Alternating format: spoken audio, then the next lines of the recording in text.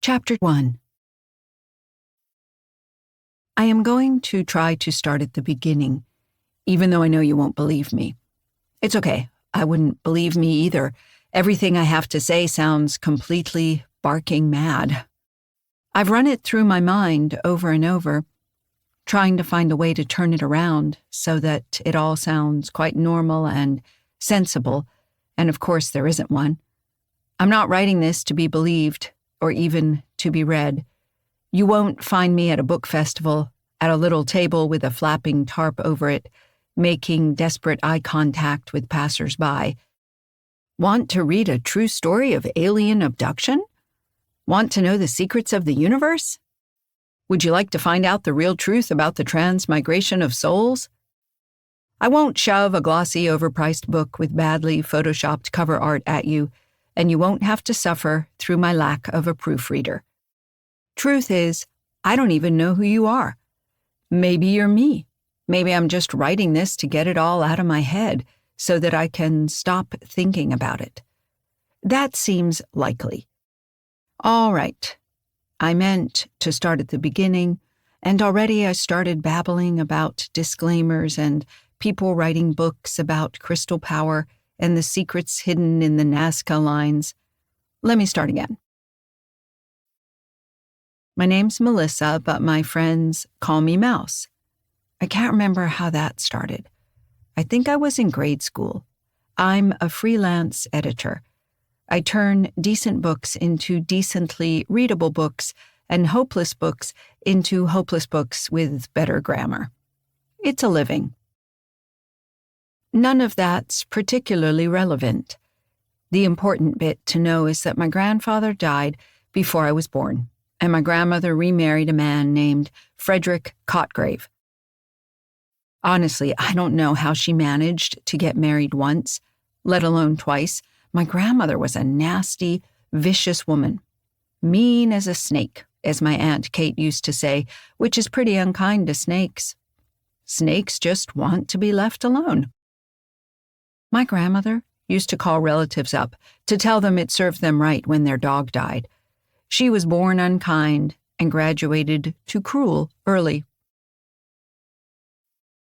But I guess a lot of cruel people can pretend to be sweet when it suits them.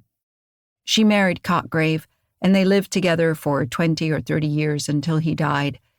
Every time I went over there, she was snipping at him, snip, snip, snip, like her tongue was pruning shears, and she was slicing off bits for fun. He never said anything, just sat there and read the paper and took it. I never did figure it out. These days, when we know a lot more about abuse, I like to think I'd speak up, say something, ask him if he was okay. But then again, people get into relationships and sometimes they stay there, and for all I know, he got something out of it that the rest of us weren't privy to. Anyway, I was a kid for most of it, so it just seemed normal. He was my step-grandfather? Grandfather-in-law? I'm not sure which. That bit galls me to no end. I feel like if he'd been my real grandfather, I would have, not deserved what happened, maybe, but owned it a little. Even if Cotgrave and I had a relationship, like a granddad and his granddaughter, I'd have said, okay, maybe I owe him this. But it's not like he ever took me fishing or taught me how to fix a car engine or whatever bullshit grandfathers are supposed to do. I don't know. I didn't have one on the other side either. My maternal grandmother was a widow, but she didn't remarry, and she spent a lot of time giving money to televangelists and telling other people about Jesus. Oh, she also believed in crystal power and aliens, come to think of it, pretty much the same way she believed in Jesus and never saw any contradiction in the two. People are complicated. All I remember about Cotgrave was an old man with no hair reading the paper and getting snipped at. My dad said he could play a really cutthroat game of cribbage. Maybe that's why my grandmother wanted to marry him, for his sexy cribbage game. Hell if I know. The only other thing I remember about him was the sound of a typewriter. He couldn't type very fast, but I'd hear the noise from his study, which was a back bedroom with ratty carpet, Clack, clack, plonk, clack. Screech of carriage return, clack.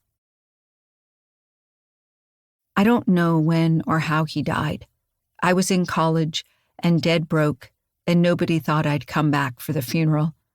We weren't big on funerals in my family.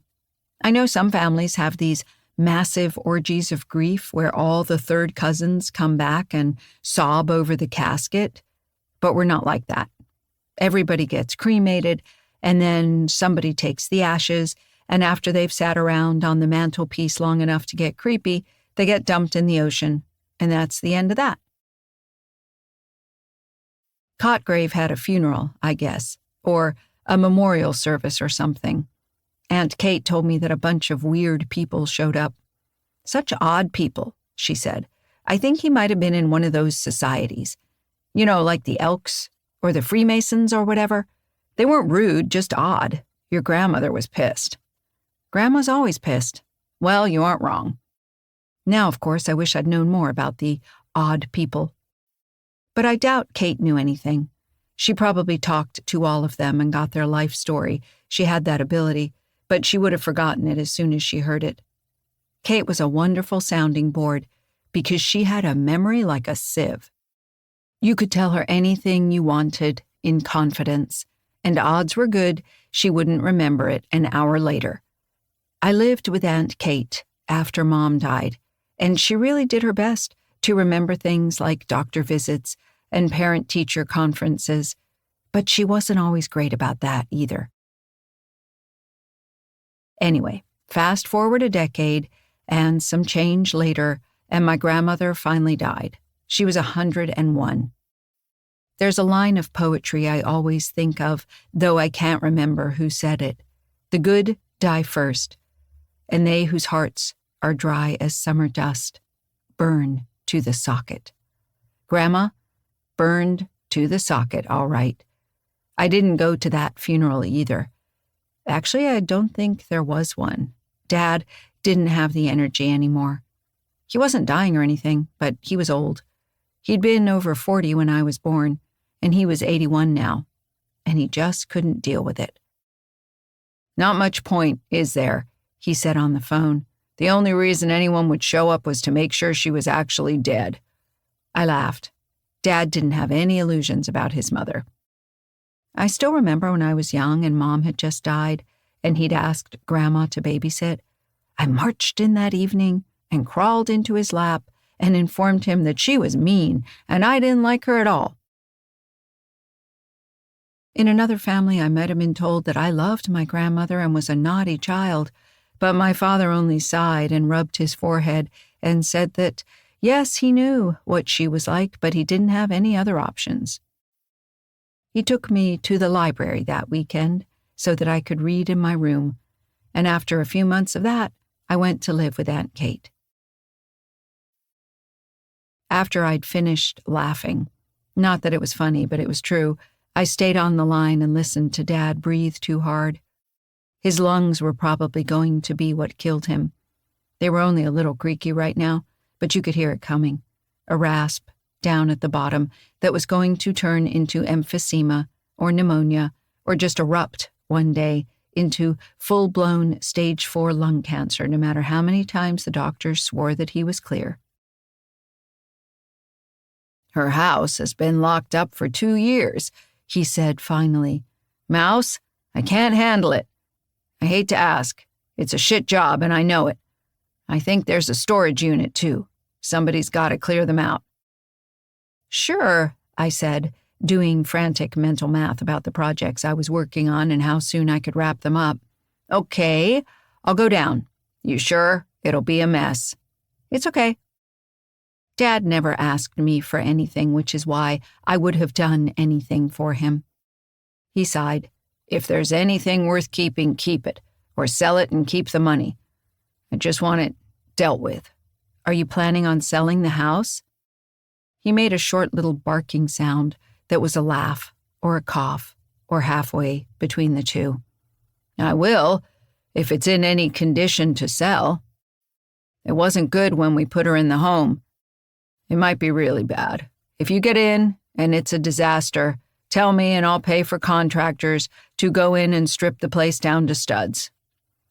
I nodded on the other end of the line. He couldn't see me, but he could still probably guess. Dad and I had talked on the phone every week since I went to live with Aunt Kate, even in the days when that meant he was paying through the nose for long distance. To this day, I think we're still more comfortable talking on the phone than in person. Yeah, I don't know why I'm telling you all these details. None of this matters, except maybe the odd people at the funeral. I wish I knew if there was some reason to write all this down, if including every little detail will make for a better exorcism of the events from my mind, or if I'm just stalling to avoid getting to the hard parts, like the stones. I still don't know how I'm going to explain about the stones, but I don't have to write about those just yet, so I'll just hope that my subconscious knows what it's doing. One of the ironies of this situation is that I actually remember thinking, well, the old bat did me a favor at last. It was a good time for me to get out of Pittsburgh. I'd had a relationship end rather badly, and, oh, you know how it is. You're gritting your teeth when you see them together in public and insisting that you're still friends while thinking, you cheating son of a bitch, behind your eyes. And you know that there's a very good chance that you're going to start behaving badly. So, I put my dog in the truck and packed up a suitcase full of clothes, asked my Aunt Kate to keep an eye on the house, and drove down to North Carolina. It's a long drive. It's pretty, actually, if you go through West Virginia. But of course, then you're in West Virginia. Lots of deep mountain hollers, and I guess the etymologists are still fighting over whether the word comes from hollow, which would make sense, or hollerin', which is a folk art form where people yodel at one another.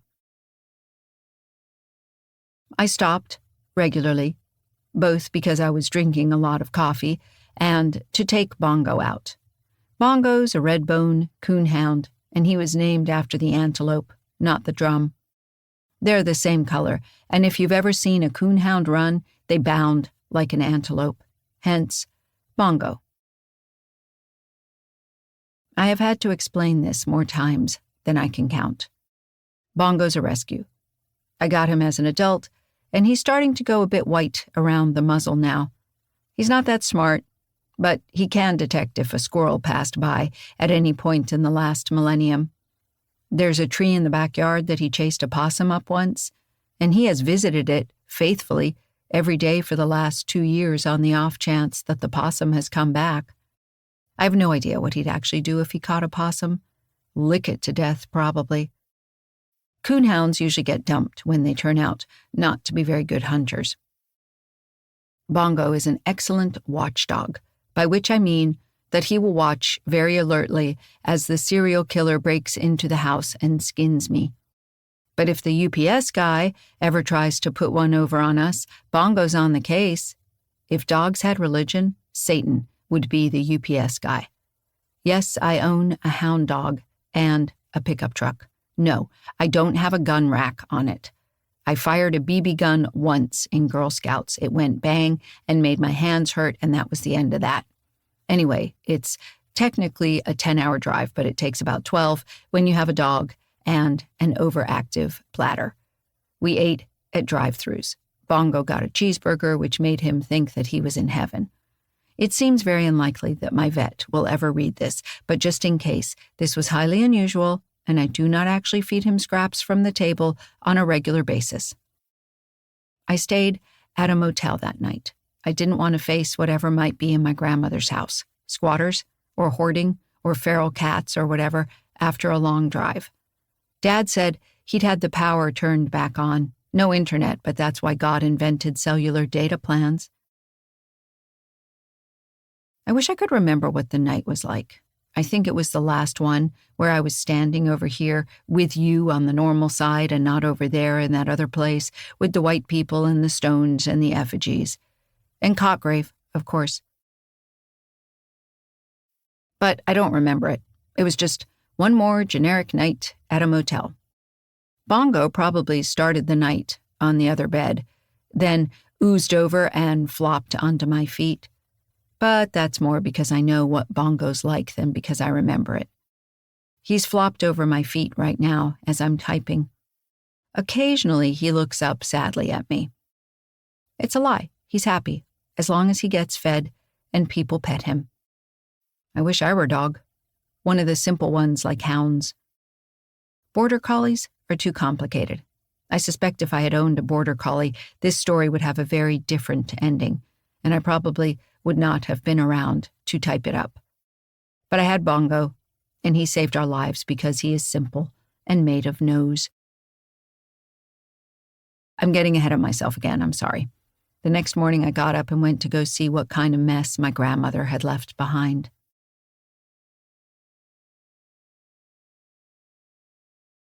Chapter 2. Oh shit, I said. I said it a couple of times. There was no human around to hear me. Then I let the screen door slam shut and turned around and sat down on the steps of the deck. Grandma had lived about 30 minutes out of Ponsboro, which is southwest of Pittsburgh, which is northwest of Goldsboro, because nobody in the late 1700s could think of an original name to save their lives. North Carolina's a weird state because there are all these roads that are framed by trees, and so you literally do not know how remote the area is. You're just driving through trees. The woods, once you cut them down, grow up again in a dense tangle of kudzu and buckthorn and honeysuckle and loblolly pines. You can't see through them. At any given moment, you could be surrounded by 1,000 acres of uninhabited woods, or you could be 30 feet from a business park full of IT professionals. There's no way to tell. Get out around Ponsboro, and you're more likely to be near the 1,000 acres of woods. There's some weird little dips in the landscape. Not full hills exactly, and nothing you'd call a holler, but things fold over on themselves and wrinkle up, and you get weird little bluffs cut by things that are a creek in Pittsburgh and a crick down here. I usually just call it a stream to save argument. Grandma's house hadn't been that remote when she'd bought it. There had been a couple of farm families nearby and a pack of hippies across the road, but people left the farm for the city, and the pastures grew up into the tangle of woods I mentioned before, and the hippies got old, and most of the kids moved out. I saw a car parked over there when I drove up, but that doesn't mean anything in the South. It wasn't up on blocks, though, so maybe someone was still living there. She'd had nothing kind to say about the hippies, but that was no surprise. I'd passed 1 or 2 trailers on the way up, and there might be more back in the woods. For all I know, I could be surrounded by people. Sitting on a dead woman's porch, though, I didn't much feel like it. I felt like the only other living person on earth was my dad up north, and the world was empty except for the 2 of us who had to deal with what my grandmother had left behind. Bongo was still in the truck. He stuck his head out the window and whined. I sighed. I haven't described the house yet, have I? I probably should. It was a big old southern rambler with a red tin roof. The tin roof was in good shape and the walls were solid, but the white paint was starting to wear off. You could see bits of wood under it. The wraparound porch was weathered gray wood, and the steps creaked when I walked on them. There was a carport, but no garage. Somebody had filled the back of the carport with firewood a long time ago.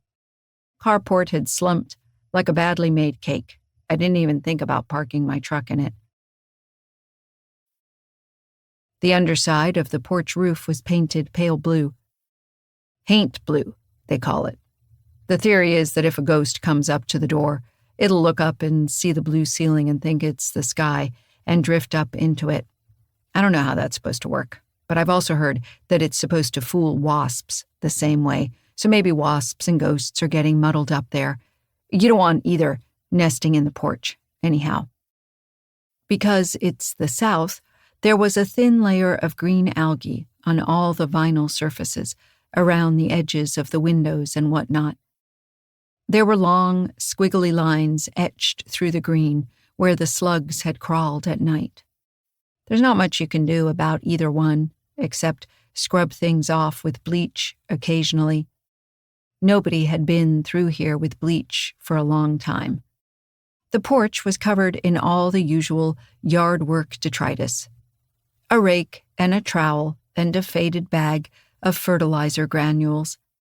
An old pair of gloves lay discarded on the rocker. Of course, there was a rocking chair. I told you we were in the South. Everything was tied together with ropes of cobwebs. The rake handle was practically glued to the porch supports. It was one of the ones with a hollow metal handle, and there was a big web right around the end, which meant that there was a spider living in the handle. I made a mental note to buy a new rake. That one belonged to the spider now. None of this was why I'd started swearing. I swore because when I unlocked the front door and opened up the house, the light fell on a stack of newspapers. Behind it was another stack of newspapers. Behind that was another stack. They were tied up neatly with string, and there was a pile of magazines next to that, and another pile, and another, and oh shit. Grandma was a hoarder. I took a deep breath and scrubbed my face with my hands. Maybe it wasn't as bad as I feared. Maybe it was just one room. It's never just one room, my brain said. And of course it isn't. But maybe just this once. Yeah, no, it wasn't just one room. It wasn't. It wasn't awful. She didn't collect cats, thank God, so the house hadn't turned into one of those horrible biohazards with urine on every surface and burying beetles scuttling under the furniture. And she wasn't the sort of person who hoarded food so there wasn't 2-year-old garbage everywhere. Dad had taken the trash out when he took her to the home, and then he'd come back and emptied out the refrigerator. He hadn't defrosted the freezer. I could tell by the dried circle of water stains on the floor, where it had leaked out when the power was shut off. But honestly, if you have to take your 99-year-old mother out of her house and put her in a home while she's calling you every name in the book, I'll cut you some slack on remembering the freezer. He never said that she called him every name in the book. I'm just assuming on this one. Still, it could have been worse. The newspapers were piled up, and magazines were stacked 5 feet high, but you could still get to the living room furniture. There were places to sit. When I flipped the light on, it looked like a very cluttered room, not like an alien topography. The place was a terrible fire trap, though. All that paper everywhere, it was a miracle Grandma hadn't burned the place down by accident. Oh God, if only. I don't wish even an evil old bat like her to die by fire. Truly, I don't. But if she could have passed peacefully in her sleep, and then the house burned down a couple of hours later, that would have been fine. And I'd still be able to sleep at night. The hoard was somewhat organized. I'll give her that. I went from room to room, listening to the floorboards creak. There were narrow paths between the stacks. Magazines and newspapers in the living room. Tupperware and bags full of other bags in the kitchen. It got worse as I got further back in the house, though. The bathroom was a jumble of ancient shampoo bottles and body lotions with the caps melted on. The toilet? Well, pray God the well pump had survived the years of inactivity without locking up. The stairs to the second story were completely jammed with garbage bags. I prodded one with my foot. The contents moved like cloth, but smelled like mice. One of the closet doors was wedged open. The inside was a solid block of Christmas decorations, old coats, and unlabeled white jugs. The tiny bits of floor that I could see had a white crust over it where the jugs had leaked. There were 3 closed doors off the hallway that probably led to bedrooms. I had originally been planning on sleeping in one of those bedrooms, but Christ only knew what was being stored in them. The whole place stank of must and mice and silence. Bongo barked. The noise jerked me out of my increasing despair, and I went back outside. It was an overcast day, but the sky seemed very bright. I let Bongo out of the truck and grabbed his leash. You can't let coonhounds off the leash. Not ever. They'll smell a rabbit and wind up in the next county. I owned more ropes and harnesses and tie-outs and carabiners than a dedicated bondage enthusiast. Okay, fine. I've heard of dog owners who have hounds that are so responsive that they will heel beautifully with no lead at all. Those are smarter owners than me and smarter dogs than Bongo. But we do fine by each other, and that's the important thing. Bongo went sniffing and snuffling around the edge of the porch, over into the bushes, back to the porch. I let him follow his nose. I didn't have anywhere to go, and I didn't want to open one of those bedroom doors before I absolutely had to. We went over to the carpet.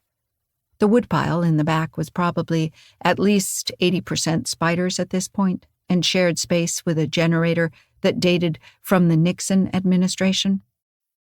I looked up the side of the house to the windows on the upper story, and I could see something pressed against them. Boxes, maybe, or furniture. 2 stories worth of stuff? I let out a heartfelt groan, and Bongo looked back to make sure he wasn't doing anything wrong. "It's not you," I told him. "You're fine." He peed on the woodpile by way of agreement and ambled around the back of the house. The porch wrapped clear around to the back, on 3 sides. The back section was screened off to keep bugs out, but there were holes in the screen where something had gotten in.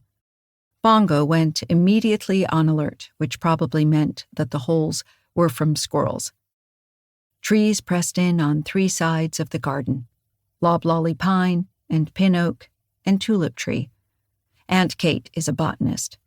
When I was growing up, she would constantly interrupt herself to reel off the names of passing plants.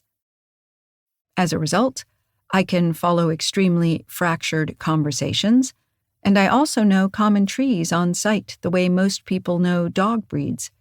There were some saplings making inroads around the edges, and the grass had grown high and rank in sunny spots. The shrubbery was too dense to walk through in most places, but the right-hand corner under the oak was nothing but dead leaves. The woods behind it hadn't been cleared recently, because I could see quite a way back there, before a stand of holly trees blocked the view. Mostly I saw even more dead leaves and a couple of large rocks. Not exciting for anyone, except possibly Aunt Kate. The backyard had contained a garden at some point, and bits of the deer fence were still there. The fence posts leaned drunkenly, with chicken wire bunched up between them. Mint and oregano had run riot everywhere, and every step we took kicked up a delicious smell. I had a strong urge to pull some of the weeds, but I wasn't here to garden. Pity. I might have enjoyed putting the garden to rights. More than I would enjoy excavating the house, anyhow. How had I not known she was a hoarder? I'd only been a kid when I'd visited, but kids remember things. There hadn't been the piles of newspaper then. The counters in the kitchen had appliances, not stacks of Tupperware. A memory surfaced of Grandma washing Ziploc bags and drying them with a hairdryer. Dad saying, "She grew up during the Depression, Mouse. A lot of folks who lived through that have a hard time throwing anything away." Well, the signs had been there. And sometime in the last decade or 2, she'd just gone over the edge. I pulled out my phone and looked at it, thinking of calling Dad. He could have warned me. He did say it was a mess, and that it was bad. Yeah, but his definition of a mess and mine are apparently a lot different. There was no cell signal. I cursed my carrier and shoved the phone back in my pocket. If you're thinking that she was going mad in the house alone for 40 years like Miss Havisham, don't. Dad paid for caregivers, and he went down to visit her fairly regularly when he was still able to get around. But the caregivers got harder and harder to find as she drove them off, and eventually there was just the woman who took her into town. Maybe that's when it got bad. Maybe that woman didn't go into the house. Maybe nobody had known the state the place was in. Bongo wanted to go under the porch steps. "Nobody," I said, leading him past. He looked longingly at the hollow under the stairs. There might be a possum he could lick. "I know," I said. "I'm the worst." We finished our circle around the house. There was a set of double doors that probably led down to a root cellar. Jesus, who knew what I'd find down there? Bongo's tail was wagging good-naturedly as we finished the circuit. One of his ears had flipped over along the way. "Let me fix your ear." More wagging.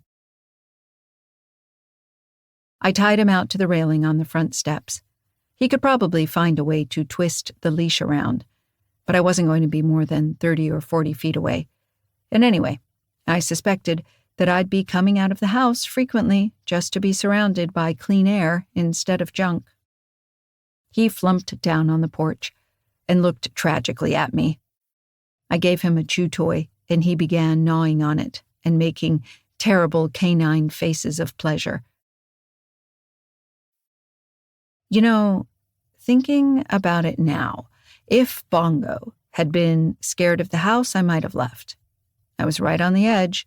I could have called Dad and said it was beyond my ability, it was too full, it was a mess, and he should just hire one of those companies that deal with hoarder houses and get them to drag it all to a landfill. But Bongo thought the place was grand. There were things to sniff. There might be squirrels. And I hadn't seen anything terrible yet, just stuff. Nothing I couldn't fix with a couple 100 garbage bags and directions to the county dump. I had a pickup truck. I had a lot of irritation at my recent ex to work out, ideally with manual labor. I might as well give it a try, which just goes to show that my dog and I were both as sensitive to that other world as rocks, and probably that we deserve each other. I went back into town to get garbage bags and a couple pairs of sturdy gloves. Ponsboro actually has a little downtown. They'd love to be like Southern Pines, 2 hours away, which is so quaint it makes your teeth hurt. The rich country club people all go there to spend money so you can have antique stores instead of junk shops, and a really good independent bookstore, and little shops that sell nothing but scented candles and fancy doorknobs. Southern Pines is in the Sandhills, though, and it's a lot easier to put a golf course there. So Ponsboro's downtown isn't nearly as ritzy, despite their best efforts. But they do have a good coffee shop and a bad diner and a hardware store that hasn't been eaten by one of the big chains. I went to that last one for garbage bags and gloves and about a dozen containers of those little bleach-soaked wipes, and yes, a scented candle. It didn't matter what it smelled like. It was bound to be better than the smell of musty house. I picked up a cheap pair of sheets, too. They were red flannel, with a Christmas tree pattern, and since it was now late March, they were on deep, deep clearance. I felt weird enough about sleeping in a dead woman's house without sleeping on her sheets. Even if I found a clean set in a closet, they would smell like the house. Or worse, like her. I'd rather have Christmas trees. The barista at the coffee shop was a cheerful goth woman with hair dyed black in back and hot pink in front. She skillfully extracted the reason I was in Ponsboro, how long I was staying, and who my grandmother was. "Oh," she said when I said her name, "old Mrs. Cotgrave? She's dead. Hard to believe, isn't it?" I said into my latte. "She used to come in here. She was, I could see her trying to decide whether or not to be diplomatic. "A raging bitch, I imagine," I said. "I'm sorry." The barista grinned. "Well, yes, and a lousy tipper." I'm sorry about that too, I sighed. It wasn't just you. She was an awful person. Some people are, she said sympathetically, and gave me a warm-up on the latte when I got up to leave. I made a mental note to come back, and not just because the coffee shop had Wi-Fi. Bongo enjoyed the drive back. He stood with his front feet on the central armrest and gazed out the front. If I get in an accident, you're going to go right through the windshield, you know. He ignored this. I looked in the rearview mirror and got a great view of the dog's forehead. Once we got back to the house, I let him come inside with me. He walked around, sniffing. The smell of mice was much too exciting, and I had to haul him away from the bags on the staircase. Oh well, it's not like he can make much more of a mess. I pulled on the gloves. They were good, solid work gloves, men's, size medium, not the crappy little floral print things they try to sell to women. With the gloves and the trash bags, I felt obscurely armored. Whatever horrors awaited, at least I wouldn't have to touch them.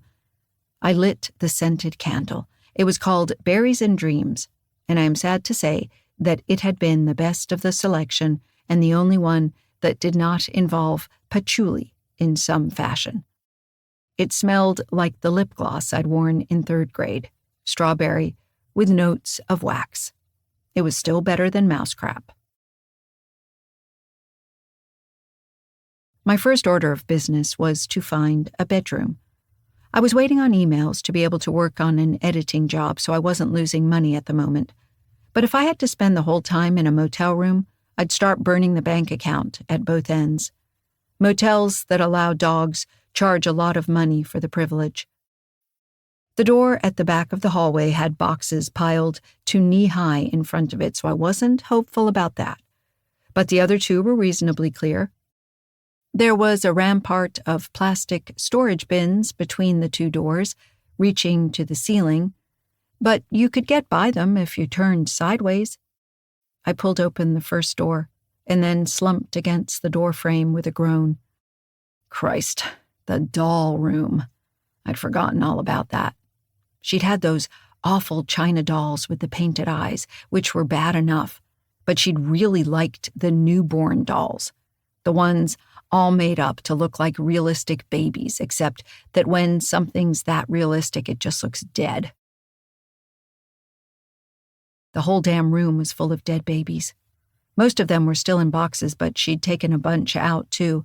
Then she'd stacked the other dolls in front of them, so all you'd see were horrible, hyper-realistic faces peeking out from behind the edges of boxes or piled together. It looked like a monument to infanticide, and also to the astonishing holding capacity of clear plastic bins. On the far side of the room, over the sea of babies, was a tall, built-in storage cabinet running to the ceiling. The china dolls stood inside that, in their little shoes and little coats, their hair dusty and immaculate. I remembered her taking me into the room. You could see the floor then, and showing me the dolls, and then telling me sternly that they were not for playing. I can still recall feeling embarrassed and resentful about it, because I wouldn't have wanted to play with her stupid dolls anyway. I much preferred stuffed animals, and china dolls are creepy no matter what age you are. They hadn't gotten any less creepy. They stood in the case like objects of worship surrounded by infant sacrifices. There is probably a sum of money that could have incited me to sleep in that room. I am not wealthy and I can be bought, but it would be up in the thousands. I'm easy, but not cheap. Since no one was appearing to proffer large sums of money, I shut the door to the room again and leaned against it, shuddering. The old woman, wandering around the house for years, buying dolls that looked like infants. For the first time, I started to feel a little guilty. Possibly you think that I should have been feeling guilty long before this. Maybe you think I'm a terrible person. My grandmother, after all, had lived alone for years and had died unloved. She was my blood kin. I should have been coming down to visit her and, I don't know, reading aloud to her or something. That seems like it would have been an excellent way to get a book thrown at my head. You have to understand, it's just not how my family works. We don't stay where we aren't wanted. Grandma had made it clear that she wanted nothing to do with me. And if somebody wants nothing to do with you, you leave. We are a family that divorces quietly and without contest. If someone says they are done with us, we take them at their word. But the corollary to that, I suppose, is that we return just as quickly and with just as little fanfare. My dad and my stepmother, Sheila, were separated for nearly 7 years. And then one night she called him up and said, "Please come get me." And he did. And they've been together ever since. I resented that at the time, but she takes good care of Dad. And after a while, that was the only thing that mattered. If Grandma had called me up in the middle of the night, at any time in all those years and said, "Mouse, I need you here," I would have come. I would have gotten in the car and driven all night. I didn't like her and I didn't love her, but I would have come because she'd asked. But she never asked. Should I have known somehow? But I hadn't seen her since I was 7, and she babysat me after my mom died when Dad couldn't afford a sitter. That had been so sufficiently awful that I'd been relieved to go live with my mom's sister, Aunt Kate, even if it meant that I saw Dad only on weekends. I hadn't spoken to her since I was 17 and called her to ask if she wanted to attend my high school graduation. She had snorted at me and said that she didn't know why I was bothering to graduate. I was Catholic trash and was just going to get married and squeeze out babies for the rest of my life. I remember that very clearly, mostly because it was so odd. Yes, I was Catholic, more or less, but that just meant that Aunt Kate had saint cards shoved in the edges of the bathroom mirrors and that we went to Mass on Easter. We hadn't managed Christmas Mass in years. I had never been confirmed, never gone to confession, couldn't say a Hail Mary if my life depended on it. I wasn't offended. I wasn't even angry. It didn't make sense. Grandma might as well have yelled at me for being from Pennsylvania, or for having wavy hair, or for walking upright instead of on all fours. I took the phone away from my ear and stared at it, baffled. I could hear her, still talking, tinny and distant through the receiver. Then, this was in the days of landlines, I set it back in the cradle and shook my head. If you think that I'm harboring some deep resentment here, I'm really not. I'd called because Aunt Kate had said, somewhat doubtfully, that I should. I hadn't thought about her in years. She didn't do holidays. She was more like a particularly unpleasant teacher remembered from my grade school years than a relative. She'd obviously wanted nothing to do with me. So it had seemed the polite thing to do was to oblige. I don't know. All I know is that she never asked for anything. Maybe it's genetic in my family. Dad never asked for anything. So now that he had, I'd move heaven and earth if I needed to. And that's why I was here, in this horrible house, stuffed full of baby dolls and ancient Tupperware and mouse-stained clothes, because he'd asked. Perhaps I am a terrible person, but give me what little credit I deserve. I was here. The second door was not as viscerally unsettling. Not many things could be. Even a room full of taxidermy would be less creepy, and Grandma wasn't into taxidermy. Nevertheless, it was a sad room, and that's because it was her bedroom. There was a road through the piles of boxes. The bed itself was covered in old clothes and newspapers, but I could see a deep hollow where she'd slept, the sheets bunched up around it. It hadn't come out even after 2 years of absence. Clothes lay draped over every surface, interspersed with boxes of coat hangers. The closet had a folding door that had come off its track but was held in place by a tower of shoeboxes. There was a large box next to the door unopened. The outside proclaimed it as a foolproof closet organization method. The bottom was stained where water had soaked into it, or maybe it was mouse urine. I made a noise in my throat. I couldn't tell you whether it was a laugh or a sob, and I shut the door again. I decided that if the third door didn't work, I'd sleep on the couch. I could have cleared off that bed, but it would have been like sleeping in my grandmother's grave. Even though she died hundreds of miles away in a home with my father checking on her all the time, I felt her presence in that room. If she was a ghost, she would be an unquiet one. The third door took some work to get to.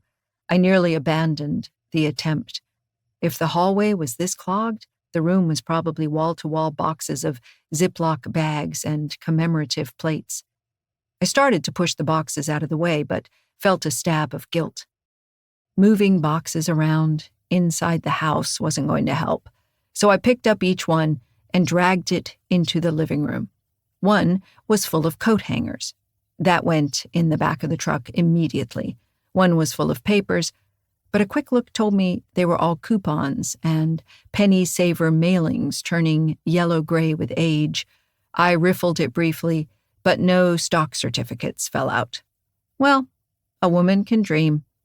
There was a stack of empty shoe boxes all wedged together, which went out. One of the bottom boxes had a shoe. It was not a very good shoe. At the very bottom was a carpet steamer.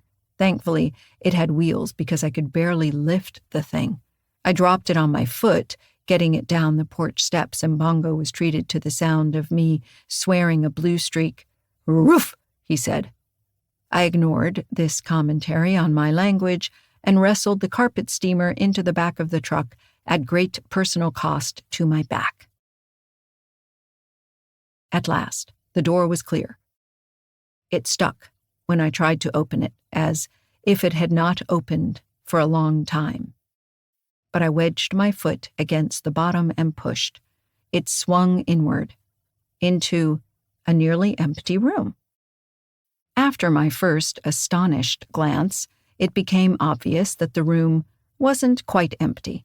It had a bed and a nightstand and a chair. There was a painting over the bed and a few framed photographs on the walls.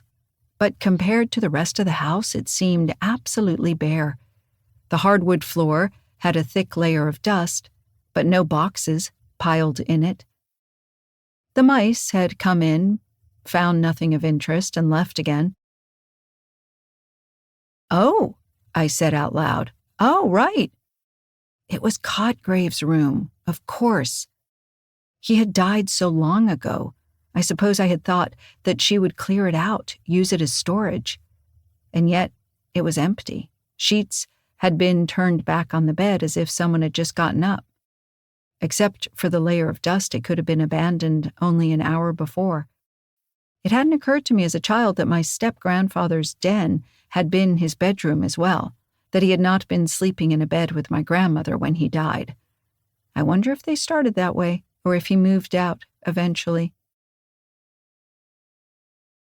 Well, the vagaries of Grandma's second marriage were not my concern and probably none of my business.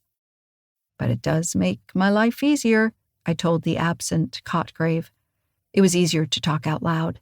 It made some sound in that house, which was much too quiet, except for mice and Bongo working on his chew toy on the porch. I really needed to buy a radio or something. Replace the sheets and a normal person can sleep in here. I went to the window and opened it. The wood had swollen, but after some banging, much like the door, I managed to push it open. The screens were still intact. Bongo sat up and came over to the window. He licked the screen and seemed puzzled that it tasted like wire. "You're not smart," I told him. He wagged his tail and licked the screen again on the off chance that it had become tasty.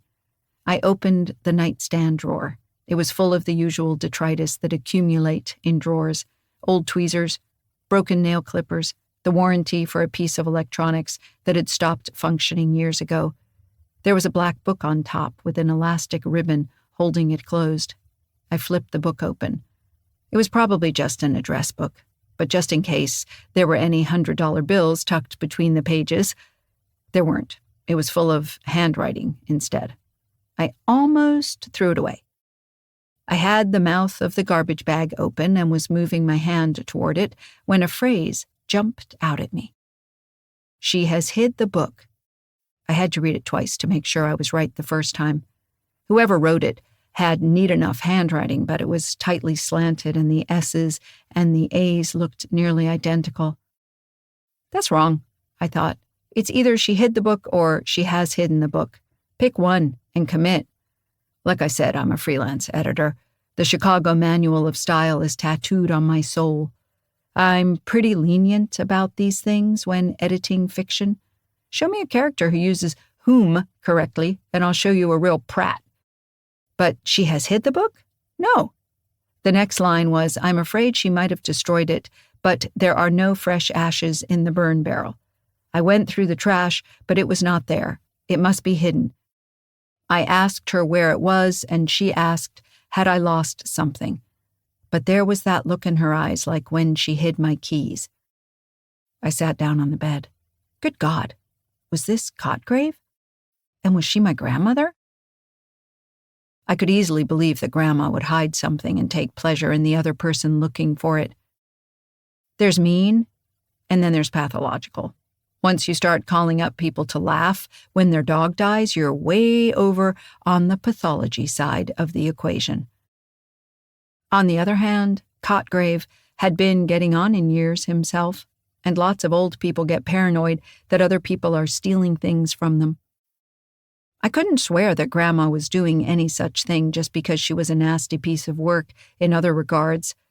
I flipped to the next page. Still can't find the book. Checked all the shelves. Shades of the purloined letter. I won't leave without it. It's the last I've got of Ambrose. Cotgrave was clearly a trusting soul. He'd left the journal in his nightstand, and if Grandma was hiding his stuff, you'd think he'd realize she was probably reading this. Poor guy. I turned the page again. They were old and stuck together, so I had to tug my glove off to do it.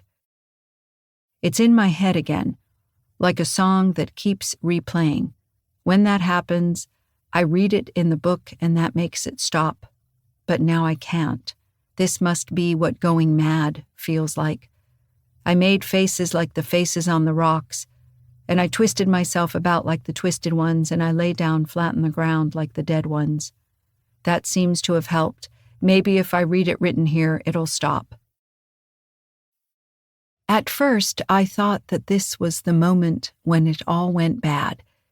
If I had shoved the book in the garbage bag before I read that, maybe it would have come out differently. If my stupid editor brain hadn't kicked in when I had opened the journal, maybe I would have been able to walk away. I can see myself when I think of this, sitting on the bed, one leg tucked up under myself, the garbage bag draped over my other knee. I see myself from the outside, like a stranger, woman in her mid-30s, gaining weight, no matter how often she takes the dog out jogging, wavy brown hair with a few strands stuck to her forehead and dust smudged across her face, and in her hand, the little black journal. But now, writing this, I think maybe it wouldn't have mattered. I was there, and I was not going to leave until I had cleaned the place out. Maybe everything would have happened anyway, and I would have had no map to guide me, even as poor and addled a map as Cotgrave's journal proved to be. At the time, though, I had no presentiment. I read that passage, and what I thought was, ugh, that's kind of creepy. Twisted myself about like the twisted ones. Yeesh. It was a weird thing to find written in a book by an old man who liked cribbage and read the newspaper for hours a day. It's in my head again, like a song that keeps replaying. Sounds like he's talking about an earworm, poor soul. Lord knows I'd had songs stuck in my head before. TV theme songs were particularly bad. One time I wandered around for nearly 2 weeks, humming the theme to Cheers until I had to sit down and actually watch an episode or go barking mad. This didn't seem much like a song. Then again, I've known people who get poetry stuck in their head. My college roommate used to recite Poe's El Dorado, and I don't think she even knew she was doing it sometimes. Of course, she was an English major. I didn't have time to keep reading a journal. I had a house to clean. I set it down on the nightstand and finished emptying the drawers. The closet was as bare as the rest of the room. A few suits of clothes, a pair of bedroom slippers, and a pair of scuffed leather shoes. 3 Time Life books on World War II, but that probably didn't mean anything. Books on World War II appear spontaneously in any house that contains a man over a certain age. I believe that's science. On the far side of the top shelf was an ancient manual typewriter. I groaned. It had to weigh a ton. Just looking at it made my back hurt. I was going to have to get on a chair, lift it out at shoulder height, and probably drop it on my foot in the process. Well, that was a concern for another day. I stuffed everything I could lift into the garbage bags, stripped the bed, and hauled the bag out to the truck. "Come on, Bongo. Let me show you the new digs." Bongo seemed cautiously pleased. He got up on the bed and made putting the sheets on extremely difficult anyway. I resigned myself to the red Christmas tree sheets smelling like hound. Most of my stuff does. "For my next trick," I told him, "I'm going to see if I can't excavate a counter in the kitchen." He accompanied me to the kitchen, discovered that I wasn't doing anything that would result in dog treats, and slumped to the linoleum with a tragic sigh. Unfortunately, there was only one bare patch of linoleum, so I was stepping over him every time I turned around. "You're not helping." He let out another sigh. Occasionally, my dog sounds like he is deflating. I tried to sort Tupperware for about 5 minutes. Then I gave up and just swept the stacks into garbage bags. Bags full of wadded-up plastic bags got the same treatment. I can see the reason for keeping plastic bags around, but my grandmother had more than her own body weight in the things. I tried to think of a song to sing. I really had to get a radio for in here. The house was too quiet. And I twisted myself around like the Twisted Ones. That wasn't a song. I dismissed it and started the first song I could think of, which was one we sang at camp approximately 1,000 years ago. I woke up Sunday morning, I looked up on the wall, the beetles and the bedbugs were having a game of ball. Bongo let out another sigh from the bottom of his toes. I worked my way through the vast number of verses, including the one about dying in a sewer that the counselors wouldn't let us sing, and cleared a counter back to something that was probably a toaster. Corrosion had sealed it to the countertop. There was a fork sticking out of it, which seemed like a generally bad idea. Fortunately, the electrical cord had rotted through, so the toaster was harmless. I was a little more concerned about the cord that was still sticking out of the wall socket. There were 2 microwaves stacked on top of each other. One looked to be made of plastic and one looked like it was made to withstand the atomic bomb. Somehow I got about half the kitchen counters cleaned without electrocuting myself. The metal microwave was incredibly heavy. I made a mental note to go rent a hand cart. I also uncovered a mouse nest and about 20 containers of ant poison, which sealed my resolve not to let Bongo run around loose in the house. I opened the refrigerator. It looked very dirty, but the air inside was cold. I dithered over scrubbing it out. Did it matter? It was ancient, and I was here to throw things away, but eventually decided that I didn't want my food to sit in a fridge that was covered in stains and mold. It occurred to me somewhat belatedly that there's a disease you get from mold that lives in closed-up refrigerators, but I was down on my knees, wielding little green scrubby pads, and whatever it was, I was probably thoroughly exposed. So, oh well. By the time I finished with the fridge, it was getting dark. I got back in the truck and drove into town for a drive-through meal eaten in the car. Bongo got another illicit cheeseburger. I would have to pick up groceries tomorrow, but the idea was exhausting. We went back. Well, home is the wrong word. We went back anyway. I'd left the porch light on and most of the lights in the downstairs. From outside, it looked almost like a normal house, with warm light spilling through the windows. Moths banged at the porch light. I sat in the car so long, looking at the house, that Bongo got bored and began chewing on his nails.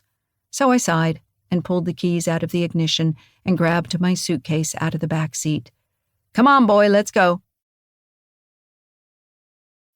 Clutter aside, the house seemed solid enough. Probably wasn't going to fall down on my head. If I could just clear the junk out, we could put it on the market. Dad had made noises about splitting the money with me, and I sure wasn't in a position to turn money down. I told myself all this 3 or 4 times as I slogged up the steps, Bongo yanking at the leash.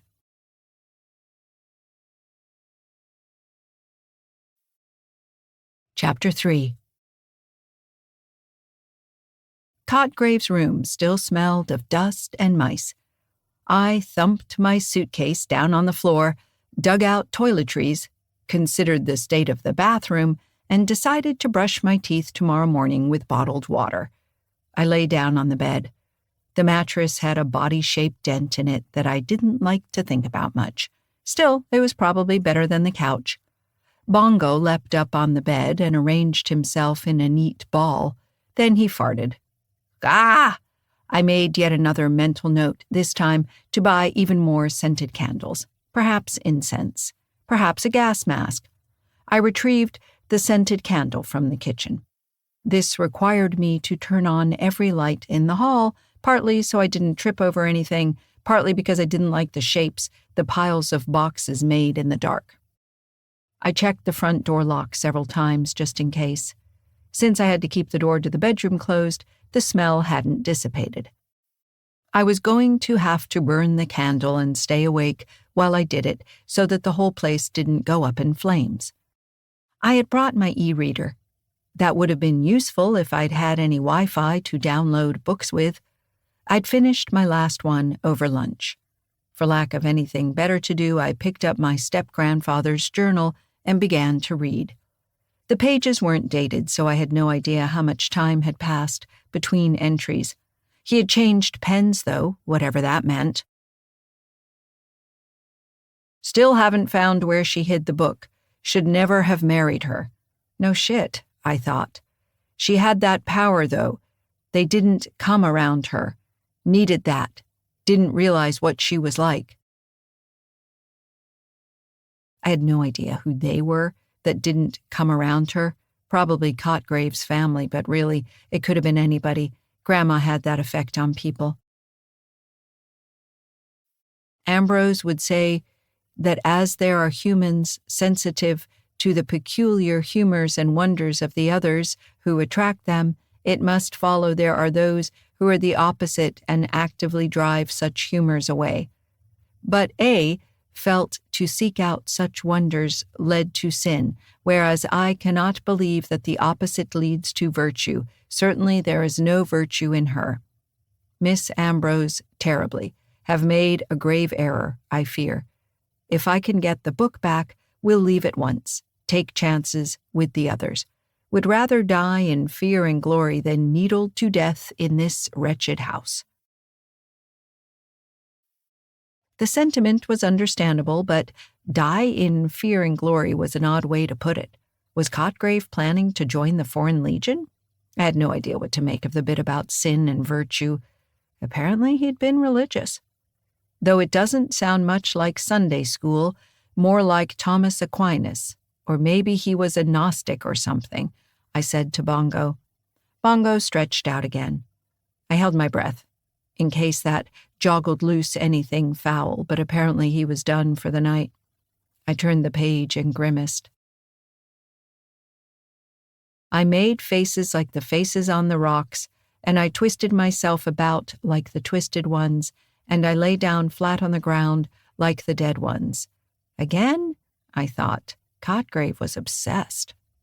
Reading it here doesn't last as long as reading it in the Green Book. Only 2 or 3 days, not weeks. Writing it down lasts longer, though. I can go almost 2 weeks if I write it down. It occurred to me again that Cotgrave might have been suffering from dementia. He had been very old when he died, hadn't he? I had no idea how old, come to think of it. If he'd been the same age as my grandmother, then somewhere in his 80s maybe, certainly old enough for the wires to start getting crossed. Then again, Dad was in his 80s and he was still rather frighteningly sane. Grandma had been too, except for the hoarding, and the hoarding probably wasn't related to old age. And I twisted myself about like the twisted ones, and I lay down flat on the ground like the dead ones. Ugh. Well, I could see how he got that stuck in his head, I suppose. It didn't exactly have a rhythm, but it had an intrusive quality to it, like when you stand on the edge of a high place and your brain whispers to you about jumping. Have started going for walks just to get out of the house. Sometimes she won't let me nap. I go into my room, but she bangs on the door to make sure I'm not sleeping. Don't want her in the room any more than necessary. Took a nap in the woods yesterday. Not a good idea, probably, but was so tired. Poor old soul, I thought. It was painful to read. My grandmother had been such an awful person. Even knowing that he died years ago and nobody was interfering with his sleep now, I felt bad for Cotgrave. I wondered if Dad had known about this. I had been in college, maybe even high school, in another state. I couldn't have prevented it. But I wish someone had called the state about elder abuse and taken the poor man away. Though maybe he wouldn't have wanted to leave since he still hadn't found his book. Should probably write down everything I remember of the Green Book in case it really is lost. She keeps the living room clean for her son, but the closed rooms are a monstrous clutter. Place may burn down and the book lost. Would have to hide the manuscript somewhere, though. If she found it, she'd hide it too, just to spite me. Wish there were someone I could mail it to. Ambrose has been dead so long. Should have asked him about other students. But he sent me the book. I wish I'd never read any of it. The rest of that page was blank, except for a little "Kilroy was here" doodle at the bottom. Would you find it odd that the doodle nearly made me cry? Maybe, maybe not. Maybe you understand how people work. It was such a human thing to have done. The rest of the journal could have been like reading a book, albeit one in cramped handwriting. But then there was the drawing. I doodled that exact thing on essays and in the margins of math homework. In fact, I stared at the page, not really seeing it. Had it been Cotgrave who showed me? It seemed like I'd always known about Kilroy, but you hardly ever saw it on the internet. I couldn't remember my father drawing one, ever, and Aunt Kate had laughed when she saw one of mine and said, "Wow, that takes me back." If I strained, I could almost remember, or could make up the memory out of whole cloth, most likely, Cotgrave with a slip of paper, showing a little girl who wasn't his granddaughter how to draw Kilroy in this very house, after Grandma had done something to make me upset yet again. I couldn't remember why I had been upset. Too many things to choose from, probably. I had been close to crying, hadn't I? But just old enough that I didn't want to cry in front of my grandmother. So I'd run outside, and Cotgrave had been sitting on the porch in a rocking chair, and he had looked at me and said something. "Don't mind her, she's a spiteful old bitch." The obscenity had shocked me and made me giggle all at once. I had shoved both hands over my mouth, still close to tears. "I don't like her," I whispered through my hands. He nodded. "I don't like her very much either," he said. I was too young to wonder why he stayed married if he didn't like her. I just nodded. When you're a kid, you're always wrong if you're mad at a grown-up. But now a grown-up had agreed with me, and that meant that maybe I was right after all. Cotgrave had a newspaper in his hands. The funnies, he always called them, not the comics. He folded a page over and took a pen out of his pocket. "Do you know Kilroy?" he asked. I shook my head. He drew a line on the margin of the comics page next to Prince Valiant, a line with 3 curved shapes in it, the longest one in the middle.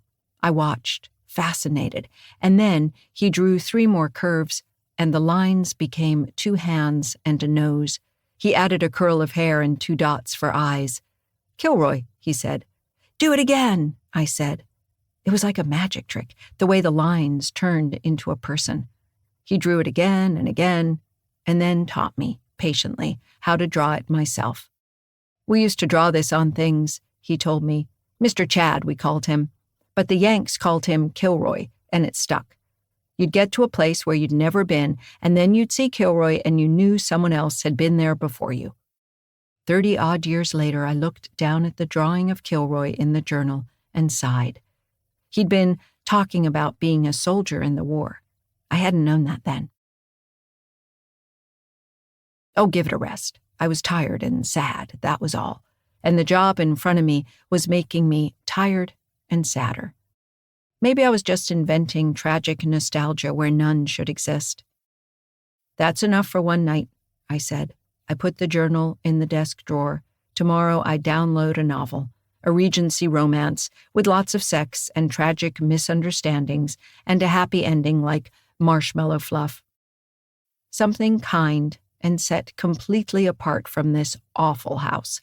I blew out the scented candle, turned off the light, and fell asleep at once. In the middle of the night, Bongo started whining to go out, so I got up. This is a hindbrain function for dog owners. I snapped on his leash and took him outside. The moon was very bright. The trees were very dark, but the house was brightly lit, and cold blue shadows lay across the ground. I'd shoved my feet into my sandals, but I wasn't wearing socks, and the cold grass soaked my bare feet. My nightgown had Eeyore on it, demanding coffee, which was adorable but not as warm as it could have been. I don't think most people can be outdoors in a strange place and not feel a little bit of trepidation. There might have been serial killers or bears. I don't think I'm afraid of bears, but I'd rather not find out for sure. Naturally, Bongo needed to sniff out exactly the correct place to pee. We went around the side of the house, past the carport. "Seriously, buddy?" I muttered, and he had to stop and smell all the things. We went out into the garden while I grumbled, and then Bongo's fur went up in spikes and he began to bark. I wasn't afraid. I was exasperated. Don't get me wrong, but not afraid, because, well, "It's a rock, genius." Well, it was. It was a big rock, about knee-high, on the edge of the cleared area, near the oak tree. It had been shaped into some kind of yard art. If I came back during daylight, I'd probably see that it had been carved into an American eagle holding the severed head of a terrorist or something. Grandma wasn't exactly a patriot, but she dearly loved having an excuse to hate a whole group of people. I doubt she could have hated any terrorists as much as Bongo hated the rock, though. Never mind that he'd been less than 30 feet from it a few hours earlier. That rock was now making him nuts. He was actually snarling at it, and I didn't think he knew what a snarl was. Is there a possum behind it? I tried to lead him around the rock, but he was not having it. Bongo weighs maybe 65 pounds, and I am probably stronger than he is, but I try not to test it in case it turns out I'm wrong and it reverses the power dynamics of our relationship. He did not want to get any closer to the rock. The rock was the enemy. I stopped bothering with the leash and got him by the collar. This actually seemed to make him happy, although not in the way I'd expected. He stopped snarling and started barking. The "look, my pack mate is here and we are gonna mess you up" bark that he uses at home when the neighbor's dog is tormenting him through the fence, and I come out to take him inside. Come on, Bongo. Bongo, leave it."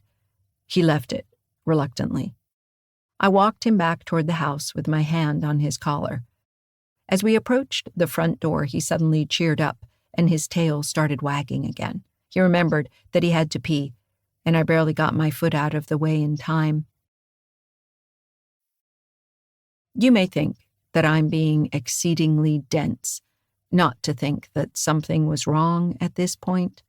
But in my defense, I once saw Bongo lose his shit at a garbage can, an empty garbage can. I've never figured out what his beef was with that can. Maybe there had been a possum in it at one point in the distant past. What I am getting at here is that my dog is not a reliable indicator of bad things going down. Although, hell, what do I know?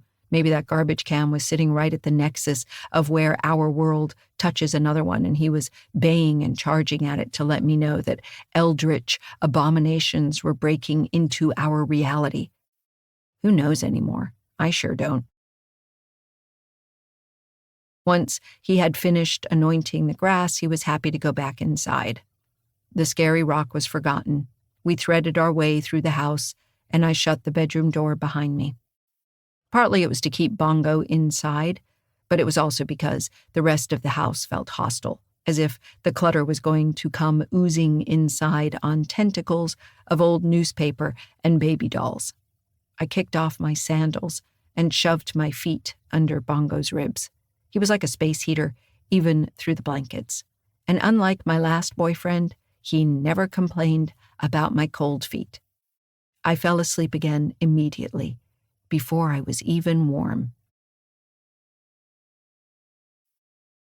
Just before dawn, Bongo woke me up, leaping to his feet and baying hysterically at the window. I opened my eyes, said, "Jesus," and looked at the window. The moon had gone down, but the yard was bathed in that cold gray light that means you're either up too early or way too late. Something pale bounded through the yard on 4 legs, followed by another one. Bongo lost his mind. He'd start with a bark, and it would trail up at the end into a howl. Every time he bayed, he bounced on his front feet, which made the bed shake. "It's deer, idiot!" "How-a-foo," he said, or words to that effect. I groaned and flailed for my phone. The screen said that it was 5:03 a.m. I groaned again, set the phone down, and poked Bongo in the ribs with my foot. "Settle down." "The deer are not going to come and kill us in our sleep, buddy." Bongo seemed unconvinced. He settled down, muttering in his throat, though that was probably because the deer were gone. "Go back to bed." I could hear all the horrible noises of early morning. The birds starting up and the spring peepers. It was frog season in North Carolina, and the frogs can go all night and half the day when they're in the mood. There was a hollow knocking sound somewhere. It sounded close to the house. Probably a woodpecker, I thought, though it was spaced out.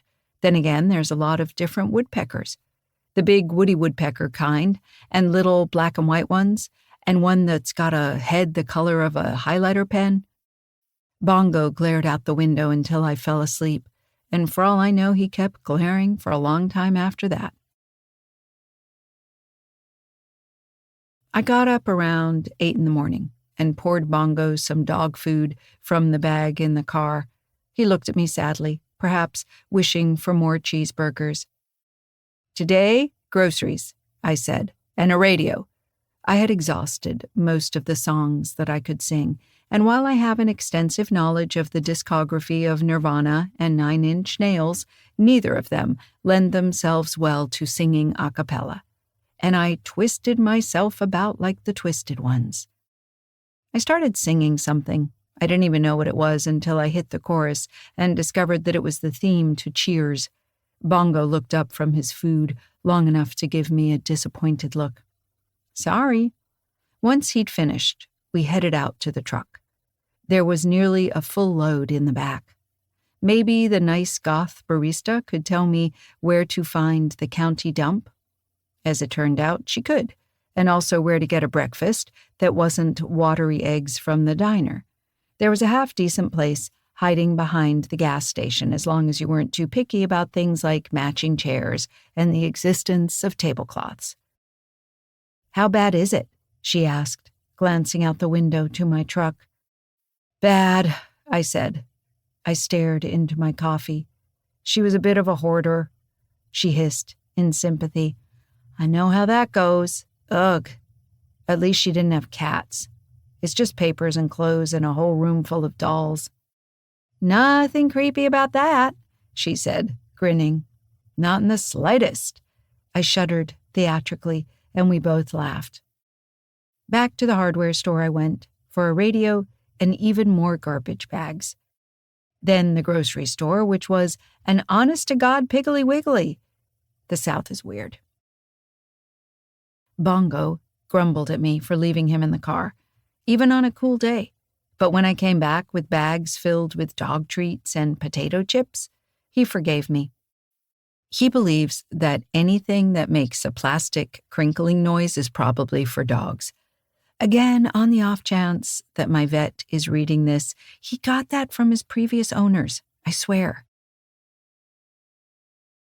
I checked my phone, thinking about calling my father, but the battery was nearly dead. Damn it, I charged you last night. I hooked it up to the truck, started the environment, and drove close enough to the coffee shop to get on their Wi-Fi. The email I was waiting for hadn't come through. I didn't feel like trying to call Dad and getting cut off 2 minutes in. I downloaded a couple of novels and drove to the dump instead. The guy at the dump helped me unload the steam cleaner. He was a grizzled old white guy in a John Deere baseball cap. "You going to have more?" "A lot more," I said. "I'm cleaning out my grandmother's place. She passed away and there's a lot of junk." "Sorry to hear that. Hang on." He went into the little office and came back out with a sticker. "If she was a county resident, that's good enough for me. Put this in the truck window and you can dump for free." "Oh God, thank you." I hadn't even thought about the fees. "That's really helpful." He smiled. "Glad to help. I'm Frank." "Melissa. Friends call me Mouse." I grinned. "As often as I'm going to be here for the next few weeks, you should probably just start with Mouse." Frank tapped the rim of his baseball cap. "Nice to meet you. Who was your grandma, if you don't mind me asking?" "Mrs. Cotgrave," I said. "Off Horsebridge Road?" "Over by the commune?" I braced myself, just in case he had opinions about hippies. "Across the road and down a bit from it, yeah." He nodded.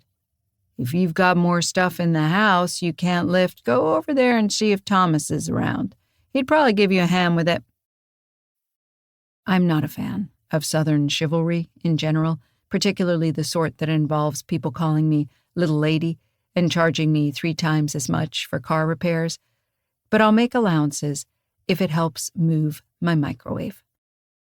"Thank you." "God bless," he said, waving as I drove away. I checked my phone again before I got out of data range, discovered that it hadn't charged worth a damn, and was also hot enough to fry an egg. Son of a bitch! I pulled over, did a quick search online, discovered that there was a known bug in the latest operating system release that made the phone run hot and burn battery like it was going out of style. They promised to fix it really soon. Great. Well, it's not like I got signal out at Grandma's place anyway. I switched off my nicely toasty paperweight and drove. Look, I'm going to call it home for now, with the understanding that it was not, and never would be, home. But there's only so many clever ways I can type it out. I drove to my temporary, not-for-real home. Bongo was extremely bitter about the fact that he hadn't gotten a cheeseburger this time and lay draped across the back seat while I unloaded the groceries. Presumably, he thought if he just looked tragic enough, I would turn around and go back to the diner. I bribed him with a dog treat and put him on a tie-out in the front yard since I was going to have the front door open for a while. I set up the radio on the clear spot on the kitchen counter.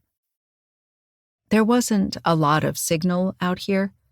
I got a country station, something called Scripture Talk with Pastor Jonah, a salsa station, and NPR out of Chapel Hill. It was Pledge Week. It is an immutable law of the universe that whenever you listen to NPR in a strange place, it will be Pledge Week. Pledge Week, at least, had human voices, even if they had the frazzled cheerfulness of people who have been begging for money for days and see no end in sight. I fiddled with the dial until I got the least fuzzy version, cracked open a bottle of water, and rolled up my sleeves. Then I spent about 2 hours dragging everything else out of the kitchen. Most of it was just the usual run-of-the-mill stuff you'd expect in a kitchen, only more of it. There were bags of flour that were probably riddled with moth eggs and jars of dried rice. I'm not actually sure if rice goes bad, but this didn't seem like the time to risk it. I threw the glassware into a plastic bin. Some of it cracked, but I wasn't planning on reselling it anyway. There wasn't any Depression-era milk glass or whatever the ritzy stuff is supposed to be. I suppose I could have lugged it out to Goodwill, and undoubtedly not doing so made me a terrible person. But I wanted that house empty. I kept a couple of plastic tumblers for my own use, then pulled open a drawer at random. It held about 200 chopsticks, the wooden kind you get with takeout, which had been washed and put into Ziploc bags. The ends were stained with use. I stared at them for a little while. Yep, she was reusing disposable chopsticks. Well, all right then. I took the Ziploc bags out gingerly. I was wearing gloves, and I'm sure she used soap, but there was just something desperately unsanitary about the whole thing. I got halfway to the door, and Bongo started barking. It sounded a bit like the UPS guy bark, so I hurried out to check on it. There was a man in the front yard, and he was big. He was at least 6 feet tall and extremely fat, but he had the kind of build where it goes out sideways, so he was broad as well as tall. He had sloped shoulders, but there was a lot of muscle underneath. I hoped like hell he was friendly because he could probably break me in half with one hand. You think things like this when you're a woman and there's nobody around to hear you scream. "Hey," he said, waving. I waved back. Bongo's barks had gone from "Die, UPS scum," to pet me, why aren't you petting me?" His tail wagged frantically. "Can I help you?" I said, trying not to sound unfriendly. He shrugged. Up a bit closer I could see he was Latino, probably in his late 20s. He had a rather sheepish grin. "Hey, just saw your truck over here and thought I'd come over." He paused and scratched at the back of his neck. "Does the old lady know you're moving stuff out of her house?" I relaxed a little. There wasn't a car on the road, so he'd probably come over from the commune. If I'd seen somebody cleaning out a neighbor's house, I might come check things out too. "Well, she passed away last month, so I don't think she'd mind." I tossed the chopstick bags into the rocking chair, came down the steps, and stuck out my hand. "I'm her granddaughter, Melissa." "Oh," he gave a short, relieved laugh. "That's good. Not that she's dead, I mean, but it was going to get real awkward if you were robbing her." He had a fairly pronounced accent, although I couldn't place it. Somewhere farther south, but that could cover anywhere from Miami to Mexico, with a whole lot of Texas in between. "There's nothing in there worth stealing, I'm afraid. I wish there were." He shook my hand and glanced over at Bongo. "Is he friendly?" "Ridiculously so." He crouched down in range of Bongo and stuck out a hand. Big he might be, but he didn't move like it slowed him down at all. "Hey, buddy." Bongo licked his fingers and jammed his head into the man's elbow. "As you can see, he's a terror," I said. The man grinned up at me. "Definitely. Hey, I live across the road at the commune." I took a guess. "Thomas?" "Thomas," he corrected. "How'd you know? Frank at the dump?" "Ah, yeah." Thomas laughed. "Good guy." He stood up, to Bongo's sorrow. There was something infectious about his grin. "He volunteered you, actually, but it's okay, I won't hold you to it." Thomas groaned. "Aw, man." He ducked his head. "What for? Helping me move appliances?" "Oh, is that all? Man, I thought you wanted me to hide a body." "Maybe later. I haven't gotten into the attic yet." He laughed again. So did I, although I wasn't entirely joking. "Sure. What do you need moved?" "Just the microwave so far. It's one of those giant heavy ones. I'm sure there'll be other stuff eventually. I'll do it right now if you want," he said. This was unexpected, but I wasn't going to look gift mussels in the mouth. Sure, follow me. He got in through the door and whistled. I know, right? Didn't know it was this bad in here. He shook his head. I only talked to the old lady a few times, you know. Man. Same here, actually. I had no idea she'd been living like this until Dad called me. I braced myself to defend my father, but Thomas just accepted this without comment. He had to turn sideways to get through the newspaper stacks. I pointed to the heavier microwave. There's the beast. He laughed again. No problem, he said, and picked it up as if it weighed nothing. I felt a pang of resentment at evolution for stiffing me on upper body strength. Thomas carried it out. He started to set it in the truck, then paused. Hey, you gonna take this to the dump? That was the plan. Mind if I take that? He jerked his chin over to the cluster of houses across the road. Believe it or not, I think it's newer than the one Foxy's got. Foxy? I said, a bit dubiously. That infectious grin came out again. Foxy, you'll know her if you see her. I felt bad inflicting a microwave that old on anyone else and told him so. Thomas laughed. Foxy won't mind. She likes old stuff. Still has a landline phone and everything. Well, all right. The microwave's yours, I said. I don't know if it works. If it doesn't, just bring it over and toss it in the truck, and I'll haul it away. Heck, once I'm done here, if you want the other microwave, I know that one works. Sure, thanks. He paused. You need anything else moved? Just come on over and bang on the door. Will do. I waited with my hand on the doorknob, ready to turn away. He didn't leave immediately, though. He glanced upward over the roof and then said, Hey, be careful, yeah? Careful? I said, a bit more sharply than I intended. You know, things in the woods around here. He fiddled with the knob on the microwave. What kind of things? I asked. He was silent a little too long. I filled in the silence, which is a bad habit of mine. Like skunks or something? Yeah. He seized on that, as if he was relieved. Skunks. Some of 'em got rabies. Bongo's had his shots. Good. Yeah, that's good. Thanks for the microwave. I waved as he ambled across the street. He'd been friendly and helpful, but it had been a more awkward parting than I'd expected.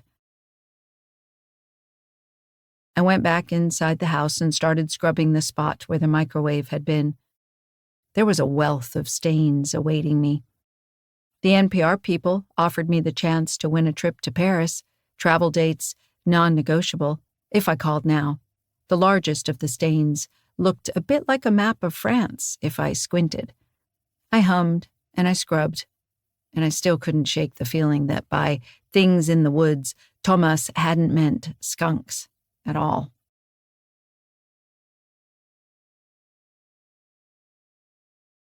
Chapter 4.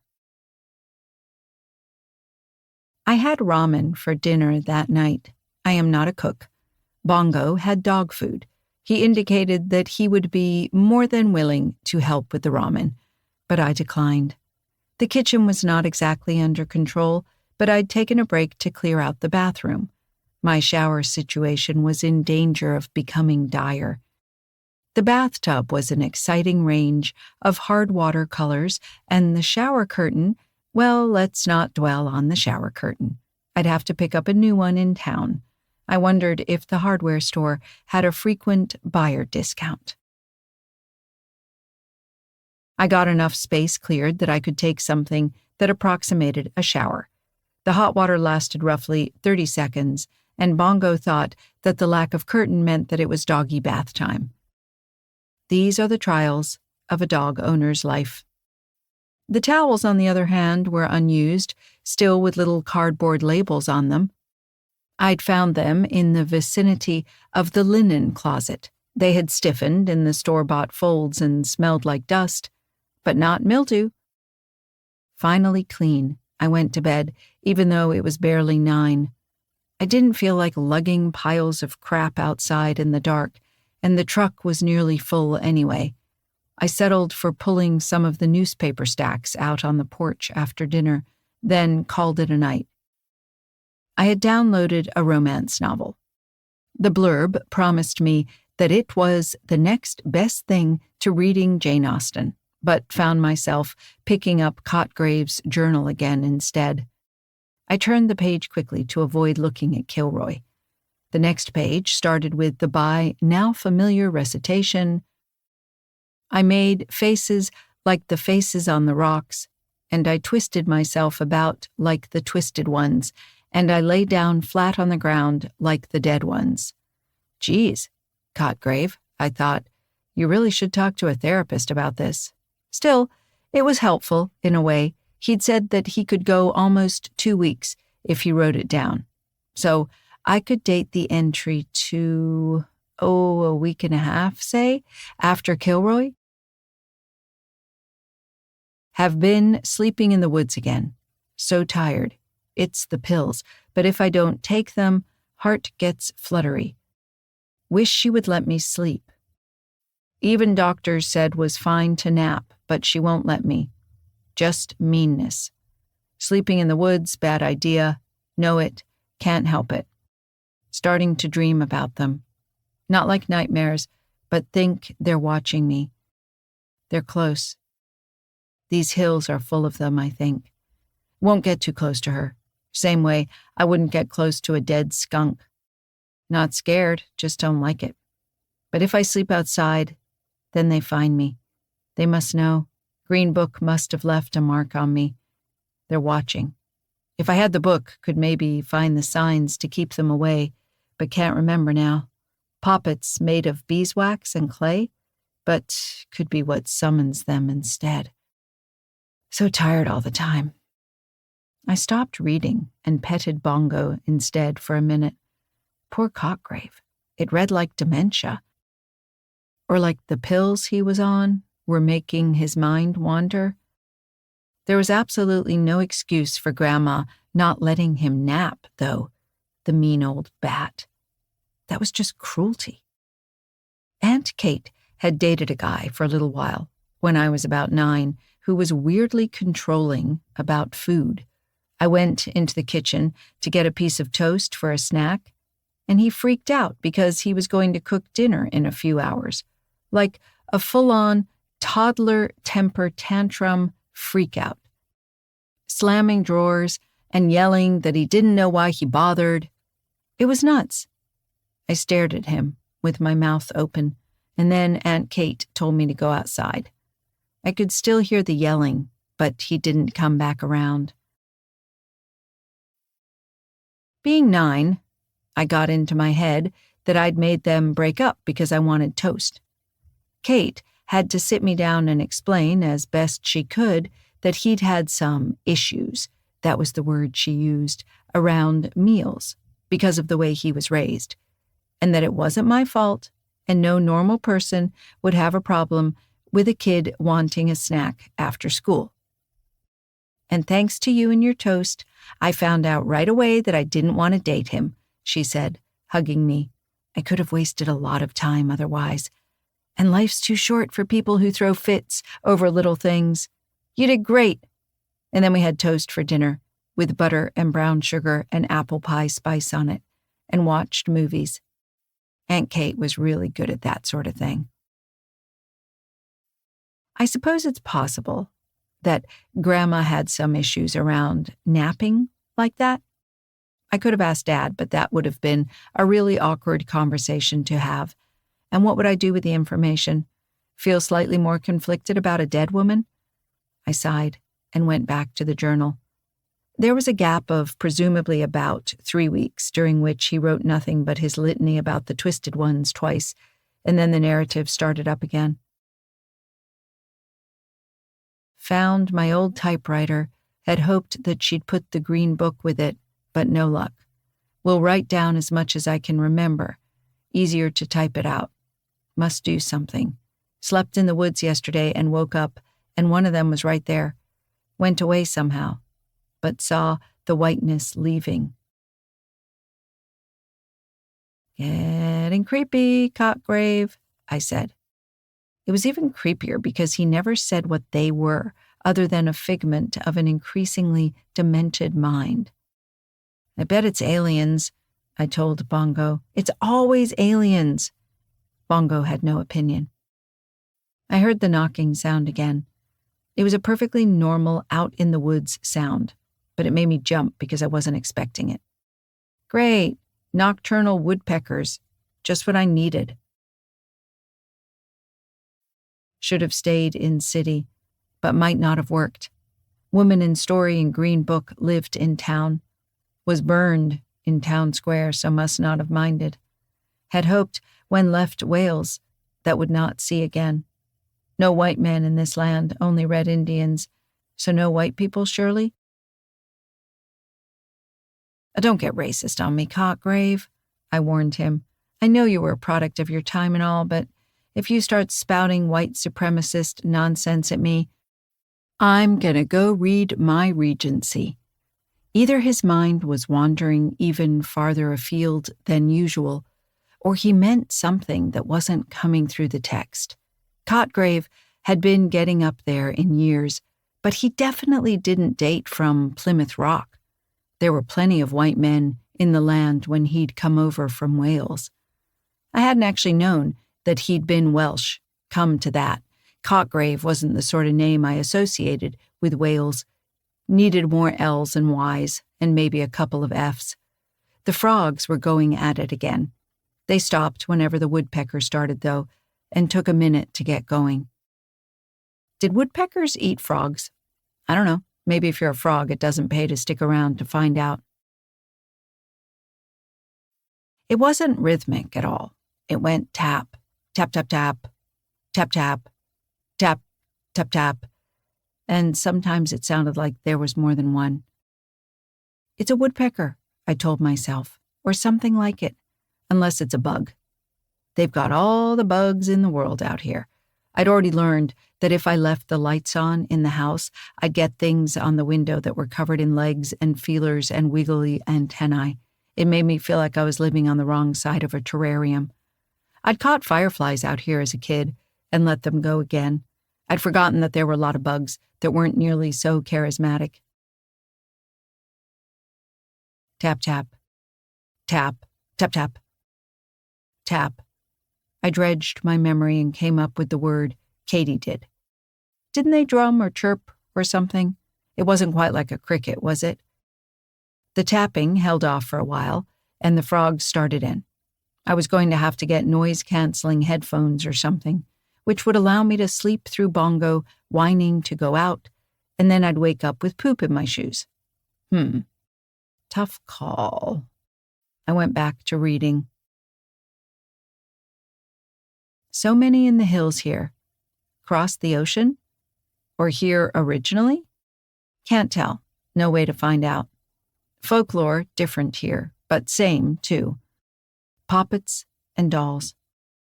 Plat eyes, maybe the same. White creatures, not real beasts. Ambrose might know. I must send him a letter. I sighed. His handwriting had been degenerating over the course of the page, and I had to work out some words by context. Ambrose is dead, remember? Apparently he did, because his handwriting came back more clearly on the next page. Have spoken to the doctor and changed pills. Mind was wandering, kept thinking that I should write Ambrose. Would that I could. Sleeping less. Good. Too dangerous to sleep in the woods anymore. They've got my scent now. Have begun typing. Must finish my transcription before my mind wanders again. I turned the page and found nothing but the litany of the twisted ones, written over and over again for a half-dozen pages. Ugh, that's enough for one night. I flipped off the light and turned over on my side. The last thought I remember having was to wonder what had happened to that typewriter transcription in the end. I got up the next morning feeling grumpy and much put upon. Bongo hadn't needed to go out in the night, but he made up for it for taking 20 minutes to pee and losing his mind over a track in the grass. Probably deer. It crossed the yard, practically up to the steps, a dark trail in the dew-covered grass. The dog ran back and forth along it, snuffling frantically until his bladder finally overrode his nose. It was slightly less thrilling than I'm making it sound, but not by much. I went into the kitchen, made instant coffee, and ate a breakfast bar that tasted like cardboard with chocolate chips in it. It tasted better than the coffee. If I was going to be here for very long, I'd have to spring for a cheap coffee maker. I set to work, moving the largest pile of crap, which included a number of broken picture frames, assorted as seen on TV kitchen gadgets, still in the original boxes, and a brass giraffe. Not sure about the brass giraffe. I patted its head. It was cold to the touch and had a vague, worried expression. Moving the boxes revealed the back door. Well, I knew it had to be around there somewhere. I opened it, found myself looking at a teetering wall of junk, and closed it again. Well, Bongo, old buddy, will be using the front door for a while yet. Bongo was nose deep in his own breakfast and did not seem perturbed by this. A few minutes later, I took him out on a leash around back and peered through the screens of the porch. In the morning sunlight, it was pretty obvious that the porch had been a dumping ground for old furniture, gardening equipment, and what looked like an ancient grill. All the corners had been filled in with more junk. It was really kind of impressive. She hadn't just hoarded, she'd made walls and ramparts out of her possessions, like she was expecting a siege. I turned away and saw an animal on the far side of the yard. It was only for an instant, out of the corner of my eye, but I jerked back, startled. The animal vanished. What the? Bongo was utterly unconcerned. A rabbit had been through here at some point in the last century, and he was determined to track it to the end of the world. I fed out more line on the leash. It was the rock. The big rock that Bongo had been going nuts over the other night. I'd forgotten all about it, and apparently so had he. It was carved in a peculiar abstract shape, with a deep swirl that went clear down to the ground, although whether the rock was partially buried or it was a deliberate choice by the carver, I couldn't tell you without getting out a shovel and digging. I turned my head a few times, puzzled, and suddenly the animal leapt into sharp relief again. It was a hare, maybe? No, a deer. The carved swirl looked a bit like the curve of hindquarters, but I couldn't tell you why it read so strongly as a living creature. There wasn't anything like front legs. The head was thrown backward so far that it lay upside down against the spine. The eye was two deep parallel lines. Nevertheless, when I turned my head, it seemed to move. When I approached it, I couldn't see the deer at all anymore. The illusion worked only from a distance. Up close, it dissolved completely. I touched the surface. It had the rough, cross-hatched marks of a chisel. It was a good deal colder than the surrounding air. I shivered and wiped my fingers on my jeans, not sure if it was wet or just chilly. "Did you see it the other night and think it was alive?" I asked Bongo. "Is that what set you off?" Bongo strained after the scent of rabbit and didn't give the rock a glance. As art went, it was actually pretty impressive. Much higher quality than I'd expect from my grandmother. I wondered if it was original to the place, or if Cotgrave had brought it in. Despite the craftsmanship, I found I didn't have any desire to take it home. There was something unsettling about the lines of the eyes, as if the animal were angry. Did deer get angry? Not the sort of thing you want at the bottom of the garden, anyhow. "Just as well, really," I told the dog. "Staying here makes me want to go home and burn most of my stuff. I'll go all minimalist and sleep on a futon and have one perfect orchid for decor." Bongo gave up on the rabbit and slumped against my leg, grinning hugely. "And you'll probably eat the orchid, won't you? Come on, let's go take a load to the dump and get a cup of coffee that isn't swill." I spent a pleasant hour at the coffee shop. The goth barista was just leaving, and I got to meet her assistant, a 6-foot-plus black man with a voice that I could hear through the soles of my feet. I told him that I was reduced to instant coffee at home, and he looked at me as if I had told him about a great personal tragedy. "We sell beans," he rumbled. "I will grind them for you if you don't have a grinder. No one should have to drink that stuff." I went to the hardware store and recklessly purchased a coffee maker, then came back. The deep-voiced barista ground me up a pound of beans, which cost nearly as much as the coffee maker. I could summon very little regret for this. When the grinder had stopped grinding, he asked why I was in town, and I explained about Grandma. "Cockrave?" he said. "Yeah, my mama was the one who took her into town twice a week." "Your mother's a saint," I said. "Seriously, a saint." He grinned. "After raising my sisters and me, the old lady was nothing." He shook his head. "Sorry to hear she's gone, though." "You're probably the only one," I said dryly. I wasn't feeling all that charitable toward Grandma now that I'd read her husband's journal. But thank you. "Ah, well." He bagged up the beans. "House bad?" "Bad enough." She was starting to hoard in a big way. He nodded. "Mama said she wouldn't let her in to see it, just waited on the front porch for her. She thought it was probably a mess in there, but she didn't keep cats, and she was always dressed tidy, so no point in prying. Always wondered what happened after she went off to the home." "She lasted nearly 2 years, I said. "Tough old lady." "That's one word for it." I smiled to soften the words. He was being much kinder than I was. "Please thank your mom for me, okay? If she hadn't been taking her into town, we'd have had to put her in the home a lot earlier, and she would have hated it." "I will." I waved and took my coffee with me. It smelled amazing. I might not drink it. I might just keep it around and huff the bag occasionally. I got home, let Bongo pee on some things, and went inside. In the middle of setting up the coffee maker, I heard a noise so loud and shocking that I nearly dropped the glass pot. It was the phone ringing. I hadn't heard a landline phone ring in so long that it took a minute to place it, and then another minute to actually find the phone. It wasn't in the kitchen. It was over in the living room. My eyes had slid right over it. It hadn't occurred to me that it would be hooked up.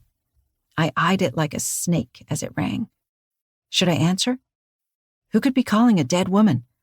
Finally, I picked it up and said, "Hello? Mouse?" The voice was tinny but clear. "Mouse, is that you?" "Dad," I said. "Dad, it's you." "I had the phone company reconnect the line," he said. "You didn't answer your cell phone." I sighed. Dad was old enough that email was a foreign land to him. And of course my phone was still barely keeping a charge. "No, we don't have cell signal out here," I said, rather than explain about software bugs. "I'm glad I caught you. I wanted to make sure you made it there okay." "Yeah," I blew my breath out in a huff. It's pretty bad." Uncomfortable silence. I could hear him moving around on the other side of the line. Finally, he said, "Yeah, it is." I wanted to say, "Why didn't you warn me?" But that sounded too accusing. Instead, I said, "How long was she doing this?" "I don't know. I knew the stairs were full of junk. You know how she couldn't throw anything away. But I hadn't gone into the rooms. I thought it was just like having a cluttered attic until I came down to take her to the home." I leaned over and looked at the staircase. By the third step, it was impassable. "I never stayed with her because of the dust. And she always wanted to go out. She'd been piling up newspapers, said she was going to get them recycled, but I don't know." He coughed, one of the painful coughs that make me cringe. "I'm sorry, Mouse. I should have done more. But you know how hard it was to get her to do anything." "It's okay," I said. It was surprisingly easy to forgive him. The clutter didn't feel like my father's neglect. It felt like a manifestation of my grandmother's malice. It could have turned on him as easily as on me. Would have turned on him, in fact, but I'd stepped in front of the bullet. "It's not okay," he said wearily. "But it is what it is. Can you fix it? If it's cleared out, the place should be more sellable. But you'll have to tell me if it's more trouble than it's worth. Should I just get someone to tear the place down?" A day or two ago, I would have said yes. I opened my mouth to say just that. She has hid the book. Somewhere in the house was Cotgrave's green book, whatever that was. A day or two ago, I might have just let it lie. But he'd cared about it so much, and he'd written about it, and he drew Kilroy on the page, and he taught you to draw Kilroy when you were a little kid, and your grandmother was cruel to him. And he was obsessed with the book, the green book, with someone who twisted themselves around like the twisted ones. Oh, don't lie to yourself, Mouse. You could walk away from Kilroy and the rest without feeling too much of a qualm, but it's killing you to think there's a weird book hidden somewhere and you might not get to read it. A bulldozer would make finding the book extremely difficult. "No," I said, surprising myself. "Give me a while longer. I'm making headway. I can't swear that the second floor won't be a biohazard, but so far so good. All right, call me if you change your mind." He paused, and I waited. It always took him a moment to lead up to this. I don't think it came easily, but he was determined to do it anyway. "Love you, Mouse." "Love you, Dad." We hung up. "I'm an idiot," I told Bongo. "I could have gotten out of here. This place sucks." Bongo thumped his tail on the floor agreeably. "But, God, I think I want to find that book, as if that'll fix something." Thump, thump, thump went the tail. "I mean, poor old soul. I know he's not going to care anymore, but he had to sleep in the woods, and the book clearly mattered to him. Why was he obsessed with this book?" I sighed. It didn't make any sense, and I knew it didn't make any sense, and, well, here we were. Maybe I just couldn't let a book go. Maybe it was just that I didn't want my grandmother to have won. I looked around the room. It was so dark inside the house, even with every light in the place on.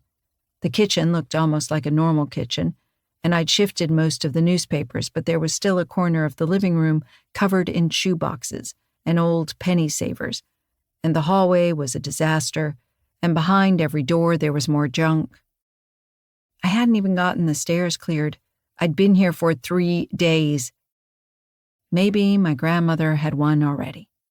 If she was a ghost haunting this place, she'd be smirking at me. "Go on, run away. I don't know why you bothered." I kicked a chair. It was childish, but I felt a little better. One thing I knew, though, I really didn't want to be here right now. "Come on, Bongo, let's go for a walk. Clear my head." I snapped Bongo's leash on him, and he jumped up. We headed into the backyard and past the oak tree. He ignored the carved rock completely, focusing instead on a mourning dove that was strutting around in the leaf litter like it owned the place. It wasn't very cold out. North Carolina weather is so erratic that it could go from blazing hot to below freezing by the end of the week, but it seemed to have settled into a spring-like state. The trees had narrow green leaf buds out, but they weren't quite committing to budding yet. All the bare branches layered together like clouds of heavy gray smoke. I gave Bongo's leash a tug, and he left the dove and walked along with me. Scary rocks notwithstanding, he usually has very good leash manners, despite his other flaws. This is a testament to the rescue organization's training, not to my skills as a dog owner. We kicked up dried leaves as we walked. The open, leaf-floored woods gave way to a denser growth where the trees had been logged at some point in the past. The pine trees were only about as tall as my head, nothing like the towering loblollies with their bare trunks. There was still a broad cut through the undergrowth, scarred by old tire tracks. Somebody might have been out in their ATVs, but not for a while. I suppose I was technically trespassing, but it was out of deer season, and my impression was that nobody around here cared very much. I had walked in the woods when I was a kid, hadn't I? I tried to summon up a memory, but couldn't. All I could remember was paved park trails. Maybe I hadn't wandered around behind Grandma's house after all, baffling as that was. I was a kid who enjoyed the outdoors, particularly compared to the cramped sniping inside the house. Wouldn't I have walked around back here? Nothing looked familiar, or rather, it looked familiar only from trips with Aunt Kate. Wintergreen, I muttered to myself, passing a familiar rosette of leaves. Crane fly orchid. That makes it sound like I'm some kind of amazing plant-identifying genius, but this one's easy. The leaves are dark purple underneath, and even a botanical bystander like me can remember it. Their old name was crippled crane fly orchid, but it's one of those names that's softened as people learn not to be total assholes to one another. Bongo snuffled through the scrubby brushes, occasionally poking himself in the nose with a twig. Then he'd jerk his head back, looking offended, and snort. I gave him a little bit more line so that he could run back and forth. Every now and then, he'd get it wrapped around me, and I had to do a balletic twirl to straighten it out again.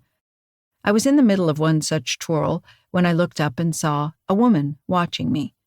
My startle reflex was so strong that I gasped. Not that there shouldn't be people there. I mean, this probably wasn't even Grandma's property anymore, but I just hadn't expected anyone.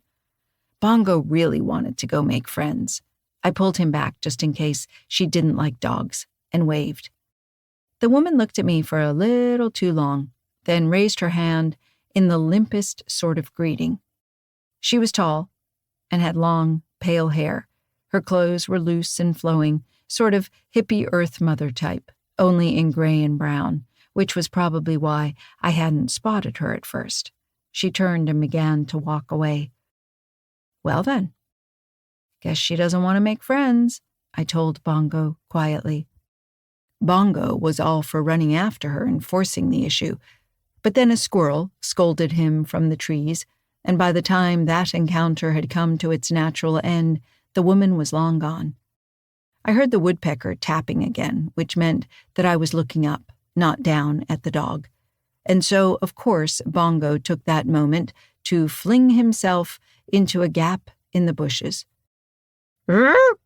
Bongo let out an excited bark and strained against the leash. Damn it, dog! It was a weird little gap, almost like a stream bed. I think it had probably been a drainage ditch at some point, but it was dry now. Trees had grown up over the sides and laced together to form a crisscrossed roof overhead. The ground was cracked clay. It was as good a direction to walk as any, and if it got too narrow, I could step up a foot or two onto the bank, and Bongo really wanted to see what was down there. Fine. I stepped down into the ditch. Bongo had his nose down, straining at the leash. When I came after him, he glanced back at me. Good, you're here. Let's go. And took off at a trot. Every now and again, somewhere in that dense skull, some relay clicks over and Bongo is suddenly competent. I know what I'm doing. I'm a professional. Follow me. It's amazing to watch, except for the bit where he can cover an enormous amount of ground without even noticing, and then wants to be carried home. But it's not like I had anywhere to be. I hurried after him at a trot, watching my feet in case there were any sudden holes to step in. That'd be just awesome. Step in a hole and break your ankle a mile from the house. I'd rather be out here with a broken ankle than back in that house right now, I thought to myself, even though that was probably a bit melodramatic. No, you wouldn't. You're wasting time. You should be back at the house clearing out the bedrooms. Those rooms full of dolls and Tupperware won't empty themselves. Ugh, maybe I should just call Dad back and tell him to hire a bulldozer. If you were back at the house, you could be looking for the green book. Well, there was that. The corridor of trees grew more solid. When I glanced up briefly, I had an impression that I was surrounded by wicker walls. Bongo was dappled with sunlight through the breaks in the branches. He looked a bit like photos of the antelope he was named after, bits of bright light and shadow and dark red hide. Antelope probably did not move with that businesslike ground-eating trot. The leash was taut but not straining. We were going uphill, I realized. There were more rocks underfoot now, some of them half buried in the clay, some lying loosely on the surface. One turned when I stepped on it, and I had to catch myself. Bongo looked back at me again. "Still with me? Come on, human. We've got places to be." The path got darker and steeper, and Bongo started doing some of the work of pulling me up the hill. I have friends with huskies who do a type of cross-country skiing where they hook the leashes to their belts and let the huskies pull them along. Huskies are made for pulling, though. Coonhounds are mostly made to follow their nose to a tree and then bay hysterically until a hunter comes along and shoots whatever is in the tree. Still, he got his shoulders into it and didn't complain. He was bound and determined to go up this hillside even if he had to drag me. "Buddy, if this tunnel gets any lower, I'm sure as hell not crawling after you." It did not get much lower. I had to duck my head, but I was going hunched over anyway. I couldn't believe how steep it had gotten. We talk about the hills around here, but they're not like you get up by the mountains when you have actual honest-to-God valleys. I must have been going downhill at a gentle slope for most of the walk to have an incline like this waiting for me. Oh well, at least it'd be downhill on the way back. I tried to say this to Bongo, but I was wheezing and he was making that raspy noise that meant his collar was cutting into his neck. I couldn't go any faster, but he wasn't about to stop. About 5 minutes before we both died, light bloomed around us. Bongo took 3 steps into grass and froze. I took 2 more steps and fell to my knees on top of a mountain that shouldn't have been there.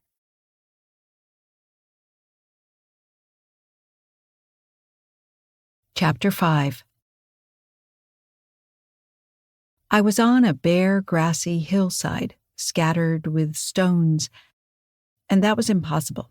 I could see for miles in every direction, and that, too, was impossible. I started to laugh. It wasn't that it was funny. It was just that if I laughed, it wasn't serious. I've heard that people who get shot start laughing sometimes, that they'll tell you they're fine even when they're holding their guts in with their hands. As it happens, I knew exactly where I was, or at least I knew where I was, if that makes any sense. It was an Appalachian bald.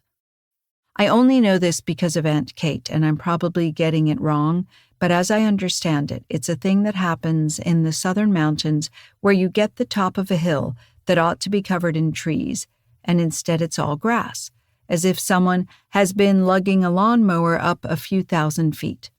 There's no reason for it to be grass, and nobody's quite sure why it's not a forest. Hence the name bald. Our family vacations to the Great Smoky Mountains involved visiting a bunch of balds. I didn't really mind. After a couple of days in Pigeon Forge, home of hillbilly mini-golf, hillbilly laser tag, and hillbilly bumper cars, a bare grass hillside started to seem positively restful, and it made Aunt Kate really happy. There's a bunch of plants that only grow on balds, so botanists get very excited and narrate the plant life while they wander around on their knees. Ooh, creeping St. John's wort, and so forth. I say all this to indicate that I know an Appalachian bald when I see one, or at least a bald of some sort. I guess it's possible I wasn't in the Appalachians after all, since, as I may have mentioned earlier, this was completely impossible. There aren't any balds near my grandmother's house. There aren't any mountains near my grandmother's house. There are very gentle hills, sometimes cut away into miniature river valleys. There are absolutely positively not the sort of hills where you stand on top and gaze over the landscape and see the horizon tinted blue-orange in the distance. I knelt atop the bald and gazed at the blue-orange horizon. "This is fucked up," I told Bongo. Bongo was looking around warily. His ears were up and alert as if he was hearing something. When I spoke, his tail wagged once in acknowledgement, but he was holding it in the stiffly upright curl of a dog on the job. White stones littered the grass. I don't know much about rocks. If Aunt Kate had been a geologist, I could probably talk for hours about glacial remnants and thrust faults, but she wasn't. So hey, they were big, white rocks. Right, geography lesson over. I was somewhere impossible. I dug my knuckles into the grass and touched dirt.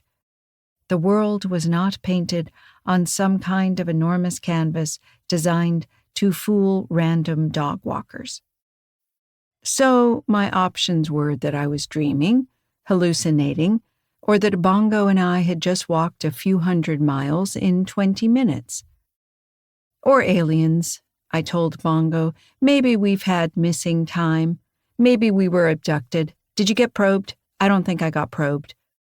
My nether regions did not feel any different than they normally felt. I assume you notice that sort of thing.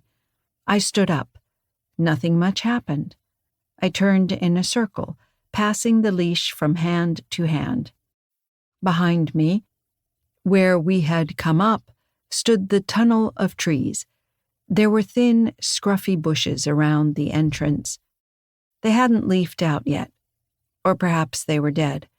The tunnel seemed very small and very steep. I had a hard time believing that I'd climbed it at all, and getting back down was going to be an experience.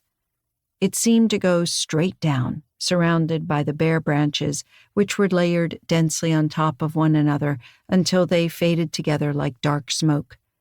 If I tried to go back down through the bushes instead, I was going to get flayed alive by twigs, assuming I could get through them at all. I turned away from the tunnel and looked out across the bald. On two sides it seemed to fall away sharply, but the third side, opposite the tunnel, stretched out in a gentle slope, littered with stones. Bongo was facing that direction, and when I took a step, he strode out as if we were going for a perfectly normal walk. His ears and tail were still up, though, and I had the impression that he was thinking very hard about something, or more accurately, that his nose was thinking very hard about something. Bongo's nose is far more intelligent than the rest of him, and I believe it uses his brain primarily as a counterweight. His nose was working now, nostrils flaring in and out. Well, I reasoned that either one of two things was going to happen. Either I would go down the tunnel and be in the woods behind my grandmother's house, in which case either my understanding of geography was completely and utterly messed up, or something weird was going on. Or I would go down the tunnel and discover myself somewhere in the Great Smoky Mountains and have to walk to a ranger station and get a lift to a rental car place so that I could drive home. And yes, something weird would be going on.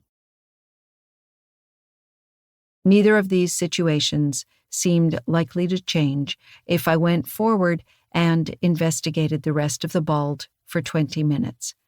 And for all I knew, there would be a sign from the Park Service saying, "This is an amazing optical illusion and you are actually at sea level." We went forward. A little breeze sighed over the grass, rippling it in fine, straw-colored waves. When I looked into the distance, I saw more hills. They had the same dark, smoke-like quality of bare branches as the ones around the tunnel, and the ones around my grandmother's house, for that matter. As my heart slowed from my run up the hill, I began to think that I was being stupid. I could still be behind my grandmother's house. It's totally possible. I'm going to go into Ponsboro and say, "Did you know there's a bald there?" And they're going to look at me like I'm stupid and say, "Yeah, obviously that's Moonshine Hill," or something like that. And maybe I'll just have been looking in completely the wrong place all this time and didn't notice the hill. And then I'm going to feel like an idiot for thinking that it was aliens. One's own idiocy is often a cheering thought. I veered to the left, wondering if I'd been able to see my grandmother's house, which would make me feel better about the whole thing. Bongo gave me one of his human going the wrong way looks, but allowed himself to be led to the edge of the bald.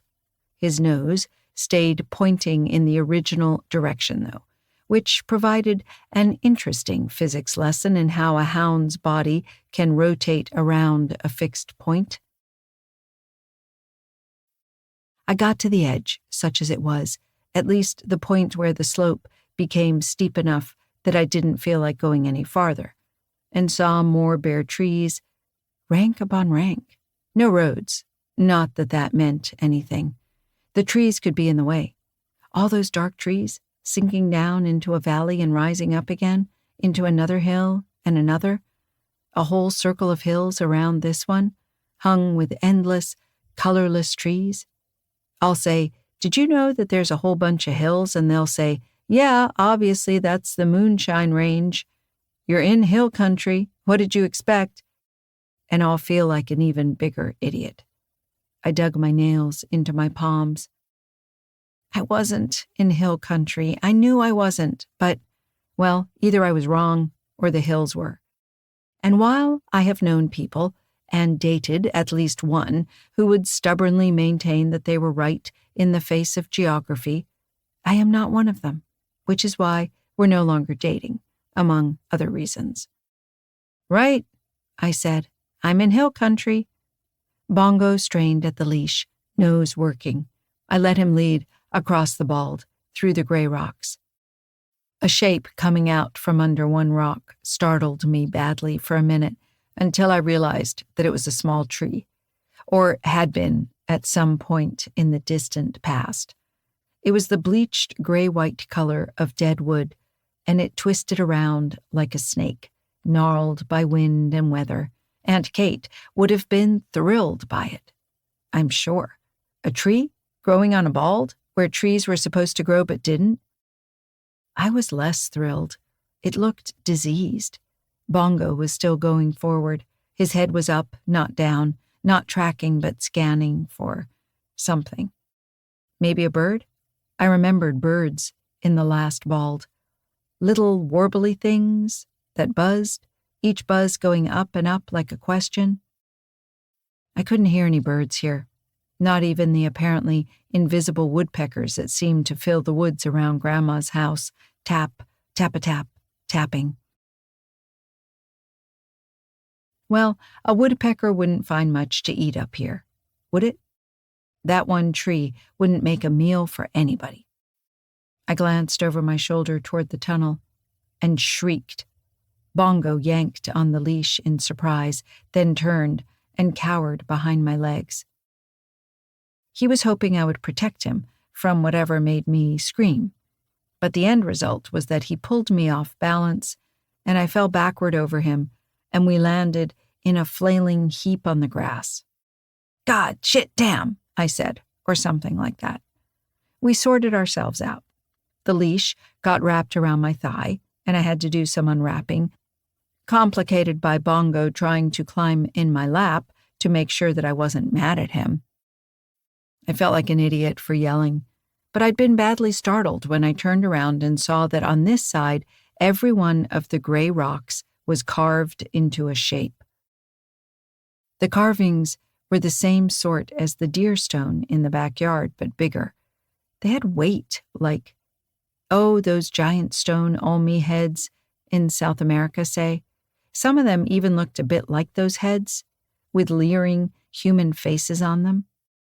The style was different, don't get me wrong, but there was the same feeling of mass. I got up and went over to one. It looked as if it went down into the ground instead of sitting on top of it. Hell, maybe it did. There could be weird ridges of rock sticking up that someone had carved into various shapes. Rocks did that, didn't they? I could have poked it, I suppose, but that would have involved touching one. I didn't want to touch one.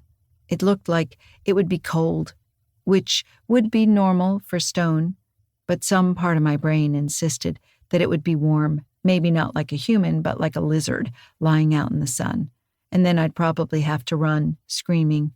I kept my hands to myself. I'm an editor. I have a vague knowledge of botany, gleaned from my aunt, and a highly specific knowledge of one particular breed of dog. I don't know anything about archaeology or modern art. I couldn't tell you if the carvings were 10 years old or 10,000. I mean, probably they weren't 10,000. Were there even humans here then? Were there still mammoths wandering around? Probably not mammoths. 10,000 years ago was before the pyramids. But after mammoths, wasn't it? I was a bit hazy on the details. Normally I'd look it up on my phone, but actually, that was a great idea. I took out my phone, turned it on. It was at about 5% power, no signal, and took a photo of the nearest head. It made the camera noise, then immediately shut off. Stupid damn phone. Bongo peed on the dead tree in a meditative fashion. The carved face glared at me. It had bulging eyes and an almost non-existent nose. Its lower lip was pulled down to reveal broad, flat teeth that went most of the way to the ears. It wasn't the most pleasant thing I've ever seen. All the carvings were like that. They weren't all faces. Some of them were animals, like the deer stone, but even the animals were messed up. Their hind legs curled up into their bellies and over their backs, or their mouths were open like they were screaming or panting or laughing. They were elongated and earless like snakes. A couple had swollen bellies and long breasts that wrapped around their bodies like their legs. I put an involuntary arm across my chest. It was painful just to look at that. As a modern art installation, it was grotesquely effective. As prehistoric art, well, I'd wonder a bit about the people who made them. Also, I'd wonder why there wasn't a park ranger standing over them to slap anybody who got out a can of spray paint. I'm pretty sure that you can't just have ancient ruins lying around without some idiot tagging the things. I'll say, hey guys, I was up on those hills that are apparently in my backyard, and there's all these carved rocks. And they'll say, oh yeah, that's a state historic site. The Moonshine Hillstones. Didn't you see the sign? And I'll say, isn't there supposed to be a ranger or something? And they'll say, well, budget cuts. And we'll nod sadly about the way local government cuts things like this. And also education. But the police department gets an armored assault vehicle, even though they mostly deal with rogue cows. I went a little farther through the stones. Bongo was getting annoyed with my frequent stops. But really, these were fascinating. Like gargoyles, only not as friendly. You got the impression that gargoyles were there to chase away evil spirits. These things looked like they were there to chase away gargoyles. A whole line of them lay flat on the grass in front of me, and here I could tell that they actually went underground, either partially buried or actually anchored into the hill itself. 2 were pretty clearly supposed to be humans. They lay curled up on their sides, arms over their heads as if they were sleeping or weeping or dead. I couldn't even begin to guess what the other ones were. I took a few steps back, hoping they'd come into focus. The way the deerstone had, but they didn't. They were just contorted masses of lines, twisting around in unpleasant, erratic ways. The carver had clearly heard of the golden ratio and wanted no truck with it. For all their abstraction, though, you got the feeling that they were supposed to be alive, the way the snaky animals were alive. They were the creepiest of the lot. Bongo yanked on his leash again. Fine, I said. Let's go see what you're after. I felt a bit of a chill turning my back on the carved stones. The flat ones were close enough to one another that I had to walk carefully so as not to touch one. Bongo picked his way between them like a dancer. There were more ahead of us, though. They got bigger as we followed the curve of the bald forward and down, and the carved lines contorted in the corners of my vision. It was all very creepy. I found myself humming tunelessly to ward off the creepiness. If only there had been birds calling or something. But there was just Bongo and me, two little creatures toiling down the grass through the forest of silent stones. "Oh, Susanna," I sang, not very well, "don't you cry for me." I looked behind me again. We'd come far enough down the slope that the top of the bald was no longer visible. Several of the stones were outlined against the sky, dark gray on light gray. "I've come from Alabama with a banjo on my knee." Where on earth had I learned that song first? We sang it in grade school, but I remember knowing different lyrics and getting frustrated that the teacher sang it wrong. They sang, "The sun was so hot, I froze myself," and I knew it as, "The sun so hot, I froze to death." Arguably, I was a morbid child, but I must have gotten that from somewhere. My father used to sing it, I think. Or maybe my mother, who had died so long ago that I could hardly remember her. Your mother's probably here under these stones right now. It was such a weird and intrusive thought that I fumbled the chorus. Right. And if I do not find her, then I will surely die. And when I'm dead and buried, oh, Susanna, don't you cry. All the dead are here under the stones. I don't want you to think that I was being mind-controlled or something. It wasn't from outside me. It was just the unpleasant little voice that pops up in the middle of the night to remind you about the stupid thing you did in high school, or to whisper that maybe there's a monster under the bed. But something about the stones and the creepiness and the isolation of this place made it louder. Keep walking, and you'll walk out of the sky and down the hill, down under the ground, among the stones, among the dead. "The fuck?" I said out loud, which shut the voice up for a second. Bongo glanced back to make sure I wasn't swearing at him, then kept leading me forward. There was a tall stone ahead of us. He seemed to be headed for it. "All right," I told him, "that far, and then we go back. This place is weirding me out." This place is weirding. This is the weirding under the ground. The weirdlings come out to play, and then the sun freezes them into stones. But they'll move again when your back is turned. I started singing again to drown out the thoughts. This was like having the world's strangest anxiety attack. I had a dream the other night when everything was still. The tall stone was much taller than I had thought. The base was set in a deep depression in the ground, perfectly round like a bowl. Gray rocks stood all around the lip of the circle, facing inward, like a knee-high Stonehenge. "I thought I saw Susanna dear coming down the hill." There may have been a seep in the depression. Mosses grew in a thick blanket around the base of the stone, shaded by tiny green ferns. I don't know my ferns. They all looked alike to me. Aunt Kate said it wasn't worth bothering unless you really wanted to get into spores. I do remember that one was called ebony spleenwort because I always thought the name was funny, particularly since it was a green fern and not ebony at all. A buckwheat cake was in her mouth. A tear was in her eye. The tall monolith, dolmen, big-ass rock, was the only one that wasn't carved into some unpleasant shape. There were two lines near the top, broken in the middle, a bit like eyes. Otherwise, it was smooth and white.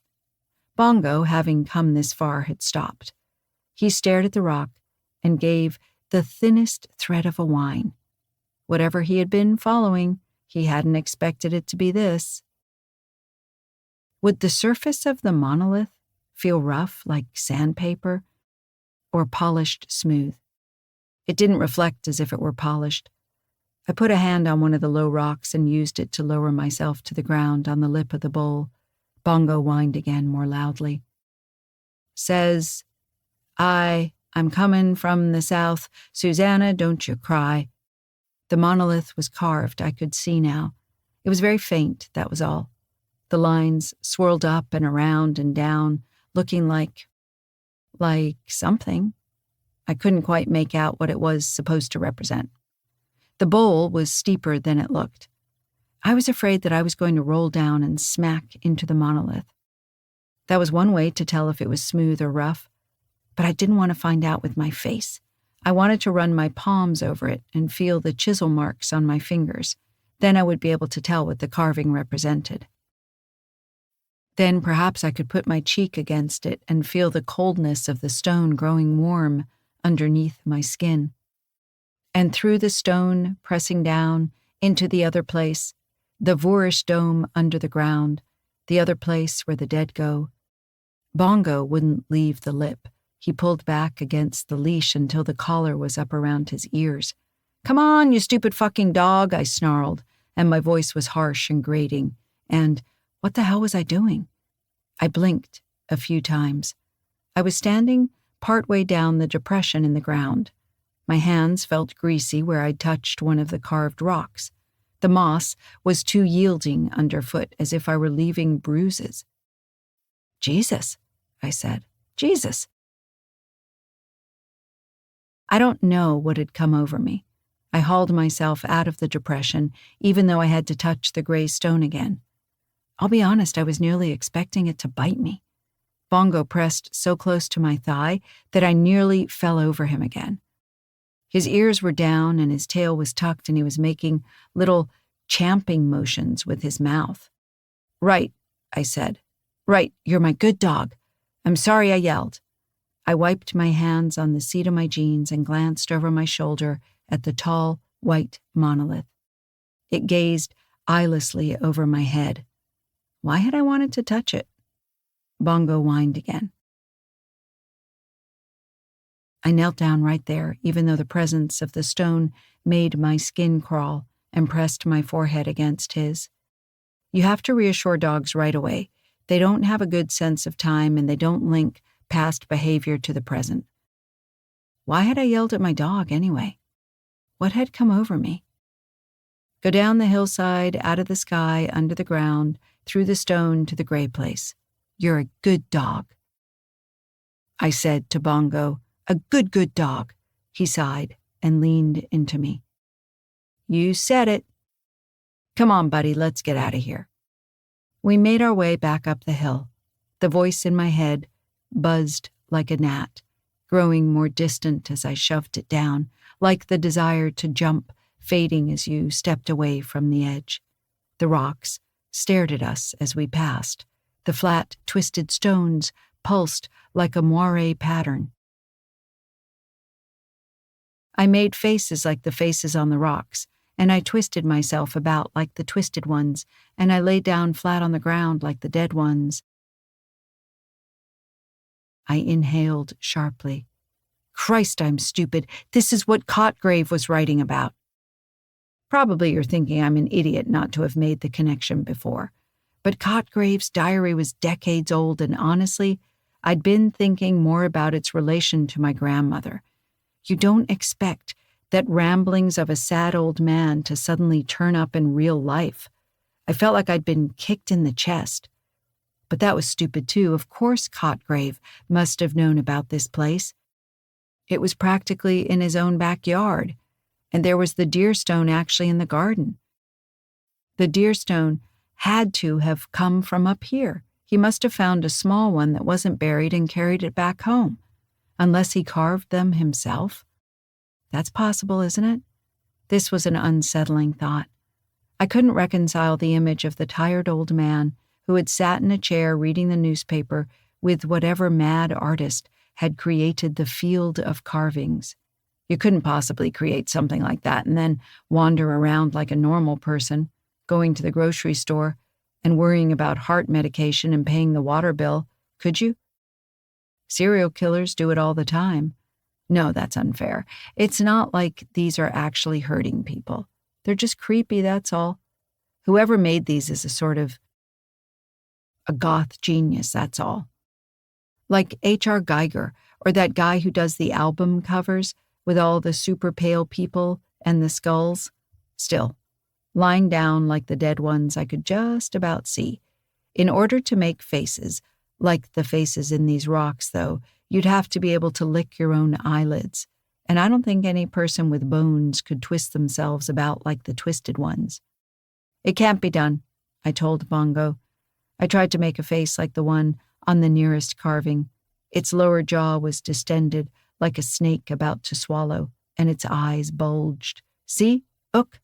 I opened my eyes and mouth as wide as I could, and wider, wider, wide enough to eat the sun. This is the one that puts the stars out when the shadows go over them. This one's eyes can see in the gray that's left behind after even the darkness is eaten. Ah, shit. I tried to close my mouth, and it didn't want to close. What the hell is going on? Oh my God, Aunt Kate always said my face would freeze like that, and holy shit, I think it is. I put my hand up under my chin and shoved it up. My teeth slammed together. The hinge of my jaw ached, like when you get dental work and they hold your mouth open for an hour. Right, I said, in a high, panicky voice. Don't taunt the evil rocks. And I bolted past the last of the stones, with Bongo running beside me, and I didn't stop until I saw the tunnel of trees. Relief hit me so strongly that I thought for a minute my knees were going to buckle. I hadn't realized how frightened I'd been that the tunnel would be gone. Of course it isn't. This is perfectly normal. Absolutely nothing weird going on here. I'll go into town and say, so there's this tall white stone, and they'll say, oh yeah, that's the moonshine monolith. And I'll order a coffee with a shot of Irish cream syrup and sit down and look it up on the internet, and there'll be a whole page about how the rocks were carved in the 1700s by a local mason called Zebediah or Asa or some other old-fashioned name. And I just had a weird spasm in that one muscle, the temporomandibular what's-it, the one that goes out sometimes and clicks. Because I was making a face at the stupid rock, and not because the rock was talking in my head and trying to get me to imitate it. Not at all, because that would be crazy. I went down the tunnel of trees, half on my feet and half on my ass, and Bongo slithered and scrabbled down with me. By the time I got to the bottom, I was pretty much willing to chalk up the incident with the stones to the power of suggestion. It was weird and creepy, and you were already on edge, and the line from the journal just set you off, that's all. And staying in that house would disorder anyone's nerves. Focus on the things that are actually real, like the fact that Cotgrave's journal talked about the carved rocks. We hurried back through the trees. The way seemed shorter, probably because Bongo knew that dinner awaited him at the house and was suddenly all business.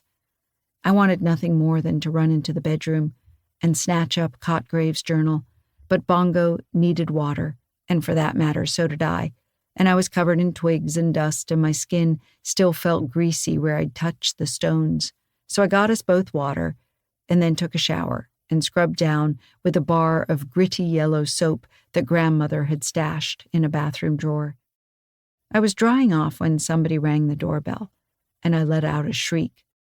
The door slammed open. "Jesus!" cried a voice. "You been murdered? Where you at, honey? I'll get 'em." And that is how I met Foxy.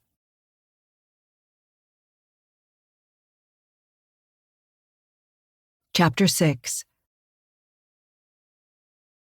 Foxy had a face that was well lived in for 50 or in good shape for 70, and since she never told anyone her age, I couldn't say which it was. She was 6 feet tall and wore black leather boots with heels. She had on a denim skirt, a hot pink top, 3 necklaces, and a bright orange scarf.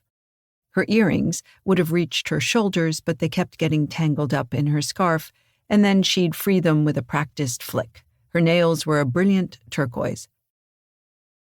On 99% of humanity, the outfit would have been a riot of mismatched color. On Foxy, it somehow all pulled together. She looked like a cross between a drag queen and a wildflower meadow. After we sorted out the issue of whether or not I was being murdered, Bongo had to be soothed with petting and dog treats, and I had to put on something more substantial than a towel. Foxy leaned against the kitchen counter and looked around. "Forgive the mess," I said, hopelessly.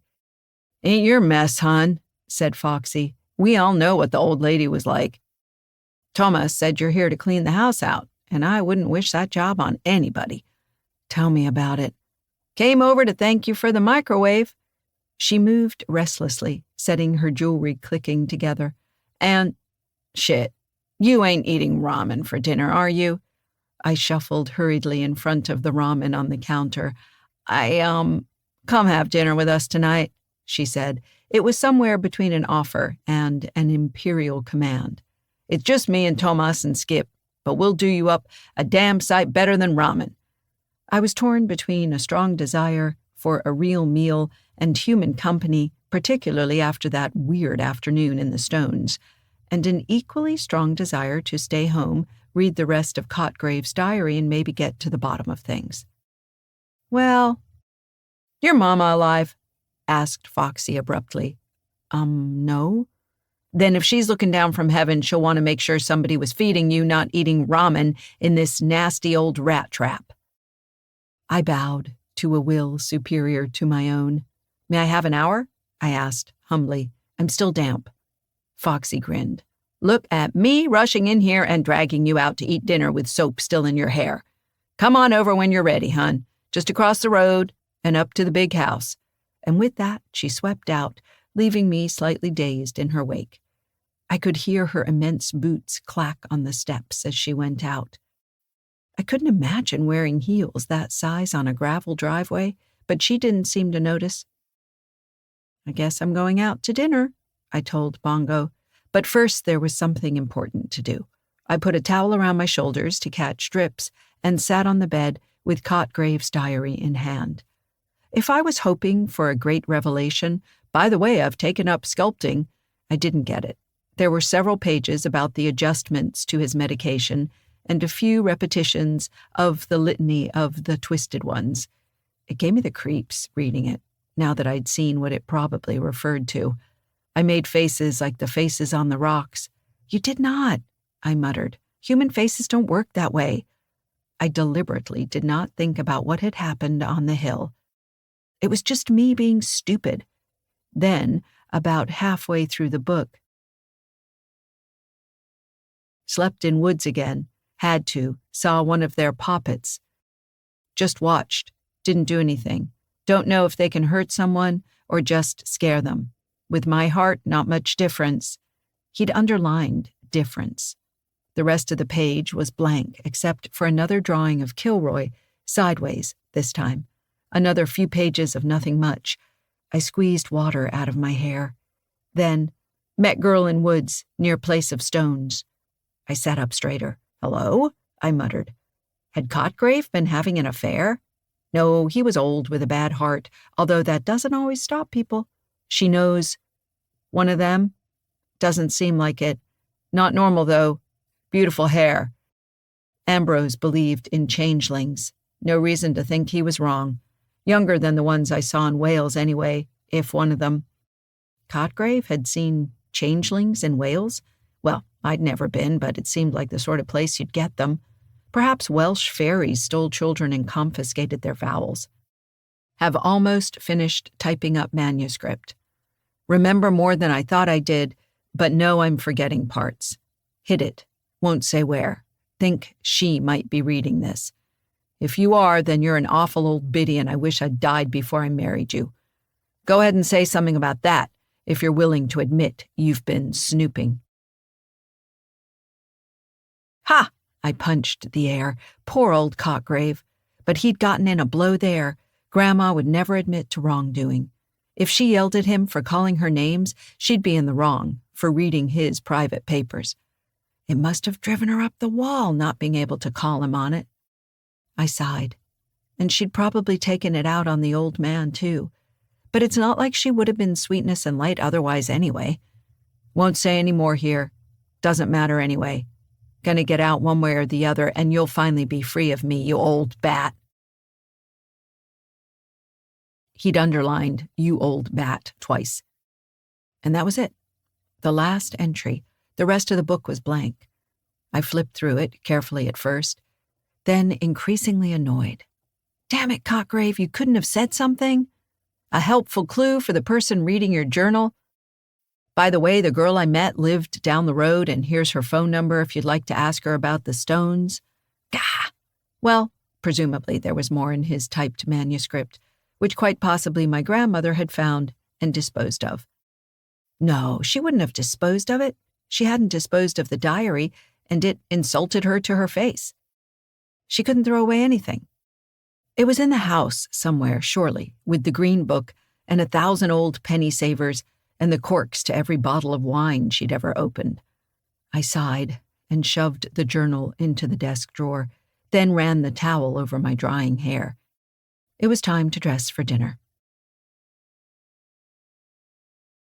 Foxy was sitting out on the front porch. She had a mason jar in her hand full of ice and amber, which she waved in my direction. "It's a mint julep," she said. "Want one?" "I don't see any mint," I said. "Yeah, we ran out." "Doesn't that make it just a julep?" "No," said a gray-haired man, stepping out onto the porch behind her, "because she doesn't put any simple syrup in it either." Foxy grinned. "Aw, but mint juleps are so classy. Just straight bourbon over ice. Makes it sound like I'm a lush." "I'll take one," I said. After my experience with the carved stones, getting blitzed seemed like a delightful idea. The house was a sagging, ramshackle affair with a battered tin roof. There were a couple extra additions and a covered carport that held cobwebs and elderly machinery. I could see a single-wide trailer set at right angles to it and another farther back on the property. A radio played tinnily from inside the house. We sat on the front porch drinking unjuleps and watching fireflies blink on and off over the grass. The gray-haired man was named Skip. He had a thick braid down his back and pretty much screamed, "Aging hippie." He was a potter. "Not that it's hard to be a potter around here," he said. "The clay's alive. Red clay, like blood. It wants to be useful. Practically throws itself." I nodded politely into my unjulep. Foxy rolled her eyes behind his back. Thomas came up with grease on his hands and launched into a diatribe about tractor engines that I didn't even begin to understand. "Cool, cool," said Foxy. "Dinner's nearly ready, hon." "He needs a new glorsiometer with a zapulator cap," he said. Okay, not really, but hell if I can remember what he actually said. "That glorsiometer's been fixing to go for ages," said Foxy. "Well, it's gone now. We'll have to get a new one. Just thump it a few times. It'll be fine." Thomas sighed, gave me a "you see what I have to put up with" look, and went to scrub off his hands. We all tromped inside. It was dark in the house, with battered 70s wood paneling, but there were shockingly day-glow rock posters on most of the walls. Bob Marley smiled down benignly over the dinner table, holding a joint between his fingers. Skip pulled a casserole out of the oven, baked in a broad pottery dish. Foxy refilled my unjulep to the top. "Did you make the dishes?" I asked, as Skip slapped out generous spoonfuls into bowls. "He did indeed," said Foxy proudly. "He sells 'em for a small fortune at a gallery in town, but we get to eat off 'em every day." Skip ducked his head, looking embarrassed. The casserole was a fine example of what can be done with cans of cream of mushroom soup. It still beat ramen. We ate in silence, except for the radio and the sounds of silverware clinking against stoneware. Foxy put a scoop into a bowl and set it on the floor for Bongo, who slurped it up with great enthusiasm. I must take steps to ensure that my vet never reads this. Thomas had seconds, and then gathered up the bowls. "You doing okay over there?" he asked. "Nothing bothering you?" "All kinds of things are bothering me," I said, compelled to honesty by the alcohol. "I was up the bald hill behind the house." They looked at me. I waited for someone to say, "Oh yeah, that was just Moonshine Hill." "A hill?" said Skip. "No real hills around here." Thomas came to my defense, probably out of chivalry. "There's some rises back there. If you're walking, it sure seems like you're climbing." This was what I'd feared, but I plowed ahead anyway. "No, it was a real hill, the one covered with all the carved stones." The table went suddenly silent. except for the blare of the radio. It was playing Lydia, the Tattooed Lady. If you are ever planning on having a serious conversation with people you barely know about weird carvings on an impossible hill behind your house, try to get a better soundtrack. Foxy looked at me solemnly across the table. "You seen those stones?" she said. I said, "Yeah. I mean, there's a hill and a whole bunch of them on top." "That's not a good place, man," said Thomas. "My grandma, she'd say there were devils up there." "Huh," said Foxy. "Don't know about devils." I noted that we had somehow skipped completely over the question of whether the hill existed. This did not make me feel better. The radio informed us that we could learn a lot from Lydia. "They were just carvings," I said, even though they hadn't been just carvings. But if I admitted they were more than that, I'd be opening a door to a whole lot of things. I wanted that door to stay firmly closed. "Mostly," said Foxy. "Mostly they are. Sometimes they ain't. Like the hill. Sometimes it's there, sometimes it ain't." "Who made them?" I asked, shoving the question of disappearing hills behind that mental door with the rest. Lydia, we were told, could show you the world on various parts of her anatomy. Foxy turned her head and said, "Shut that damn thing off, will you?" Skip leaned back in his chair and flipped off the radio. I was more relieved than I could say. "Don't know," said Foxy. "Not sure anybody made them." "Somebody had to make them," I said. "Maybe they grew," said Foxy. "Ever think of that, huh?" She slammed back the rest of her unjulep. This was a very unpleasant thought. "Couldn't it have been, I don't know, Indians or something?" Foxy snorted. "There were people here for 1,000 years before white men landed," she said, "but I doubt any of them were ever fool enough to make things like that." She glanced at Skip. "Don't look at me," he said. "My people were all Chemehuah, whole other side of the continent, like sensible folk. If you want a wise old Indian to dispense sacred wisdom, go find somebody from around here. Me, I throw pots." "I'd stay away from them," said Thomas, who had been listening silently the whole time. "You leave stuff like that alone. It leaves you alone." Mostly. I wondered what counted as leaving stuff alone. Not wandering around in fields, singing to myself, not making faces at the rocks. No, that was just nerves. Nothing really happened. You're suggestible because the whole thing was freaky, that's all. I licked my lips. They stung a little from the bourbon. "Did any of you know Cotgrave, my step-grandfather?" "Before my time," said Thomas. "I did," said Skip, surprising me. "Decent old man. Used to ramble around the woods a bit. Rambled a bit in his head, too, I think." He sighed. "Felt bad for him being married to, well, I shouldn't say on account of her being your grandmother." "Don't worry about it," I said, taking a hard swig and nearly choking. Foxy pounded me enthusiastically on the back. "I know what she was like. It's fine." "Cotgrave wasn't bad," said Skip. "Mostly I think he just wasn't there most of the time." He tapped his forehead. "Probably the best way to get through being married to my grandmother," I said. Did he ever say anything about a man named Ambrose or..." I wanted to say the Twisted Ones, but I couldn't. Not that something was stopping me, but the phrase sounded suddenly stupid in my head like a cheap slasher film. Ooh, the Twisted Ones, scary.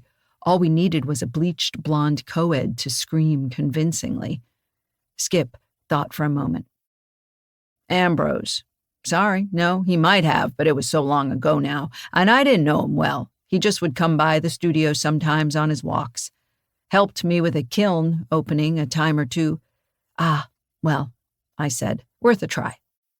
"Don't go spooking yourself," Foxy suggested. "You're already in that house with all that crap. No sense making it worse." "Thanks," I said dryly. "I've been trying to forget." She grinned and topped up my bourbon. "Here, this'll help." It is extremely difficult to find a book in a hoarder's house. No, let me qualify that. It is extremely difficult to find a specific book. I spent most of the next day yanking drawers open, searching for the green book or Cotgrave's manuscript. I wasn't picky, tearing through boxes, even looking under the couch cushions. I accomplished nothing except to trash the newly cleaned living room, and eventually gave up in defeat and admitted that this was not the way to find anything. Systematic, I told Bongo gloomily. I have to be systematic. She could have put it anywhere. Bongo opened one eye, decided that this did not sound like food, and closed it again. Anywhere. Upstairs or on the blocked-up porch or even in a garbage bag I'd thrown out before. I knew what I was looking for. Crammed under a dead baby doll or in the box of something, as seen on TV. And she was trying to hide it, which made it 10 times worse. Cotgrave's typed manuscript should be easier, shouldn't it? In theory. He wasn't a hoarder, assuming she didn't throw it out after he died. I straightened up the living room, feeling discouraged, took Bongo out, and went to bed. I dreamed that night about the white stone. People in books always have such wonderfully clear dreams that show you their secret fears or reveal some key element of their tormented past or whatever. But in reality, if you try to explain a dream, you end up saying, I was talking to Abraham Lincoln, but he was also sort of my father, and we were in the house I grew up in, but the window screen kept falling out, and I was trying to wedge it back in over and over again, and I was getting really frustrated, and also I wasn't wearing pants. Well, in my dream, I was talking to Cotgrave, who was also sort of my father, and I was looking for someone, except that I kept digging through the boxes in the doll room trying to find them.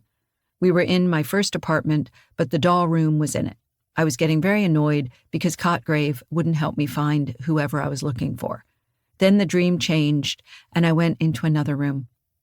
The living room of my first apartment, with the popcorn ceiling and the bong water-colored carpet, and the white stone was standing in the middle of the room. I was enormously relieved because that's who I had been looking for all along. In the dream, I saw the carvings and understood what they were supposed to be. I went up to the stone and pressed myself against it, wrapping my legs around it, trying to touch the stone as much as I could, cheek and breast and belly and thigh, and the stone was cold, and no matter how closely I held it, I couldn't warm it at all. Then something woke me up, and I rolled over and discovered I'd kicked most of the blankets over Bongo. He was snoring. I hauled the blankets back over myself and went back to sleep. And the dreams after that were all the usual foolishness about not being able to remember what period I had math class in. Maybe if I'd had a terrifying nightmare about the stone, things might have gone differently and I wouldn't have stayed. Maybe I would have thrown on my clothes, told my father to have the house demolished and driven away. But I don't know. I think by then probably I was already in too far. I woke one more time that night when Bongo launched himself off the bed at the window, baying like a lunatic. What? He smacked his nose against the window, rebounded, and the bay turned into a yelp, then back to a bay again. Bongo, as I believe I have mentioned, is not the sharpest knife in the drawer. It was deer again. Skip had said they were everywhere out here, and here was proof. Long-legged shapes bounded across the driveway into the trees. Damn it, dog, you're a coonhound, not a deerhound. Bongo scrabbled at the window, indicating his willingness to branch out. I put my chin on top of his skull and looked out the window. His ears were pricked up as far as they could go, not very far, given the floppiness, and made 2 soft bumps on either side of my jaw. 2 more deer went by, and then the last of them. There was something wrong with this one's front legs. It was not exactly limping, but it held itself wrong. For a moment I thought I was looking at a person running, stooped over with their arms dangling in front. I jerked back, startled. The deer crossed the moonlit gravel drive. No, it was only a deer. It had the long neck and the tapered head. There was just something wrong with its front legs, or perhaps its back, that made it shuffle along. It vanished into the trees. Bongo said, "Arr!" and dropped down, sulking that I wouldn't let him eat the deer. I sighed. I felt bad for the deer, whatever was wrong with it. I suppose I could call a wildlife rehabber or something, tell them there was an injured deer in the woods, for all the good that would do. It's not like I had it in my truck ready to deliver. Anyway, if a deer was an adult and walking, I'd read that it was more stressful to be captured and treated than just to wander around with a broken leg. Assuming it was a leg. It had actually looked more like a back problem. Were there hunchbacked deer? Well, there was that dolphin at the one zoo that had scoliosis and was bent sideways. Maybe it happens to deer, too. I mean, you'd think wolves would eat it, but there hasn't been a wolf around here in 100 years. 200. Anyway, I had enough on my plate without taking on the woes of damaged deer. Dreaming about the carved stones. Oof. I'd taken a photo of one, hadn't I? The phone had made the camera noise before it shut off. I turned my phone on, noted that despite more than a day on the charger, it was at 15% battery and sinking fast, and checked the photos. The last one in the roll was washed out, a gray shape on a white background, badly distorted.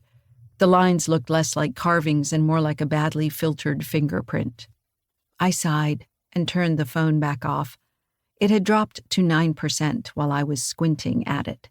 Bongo climbed onto the bed, grumbling in the back of his throat. "Go back to sleep, nitwit." I shoved my feet beneath him. If I dreamed at all after that, I don't remember it.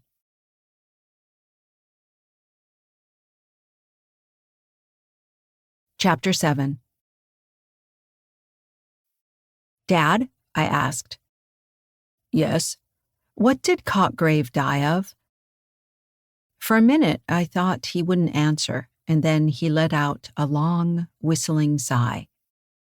"Oh, geez, Mouse, that was a long time ago. It was exposure." Exposure?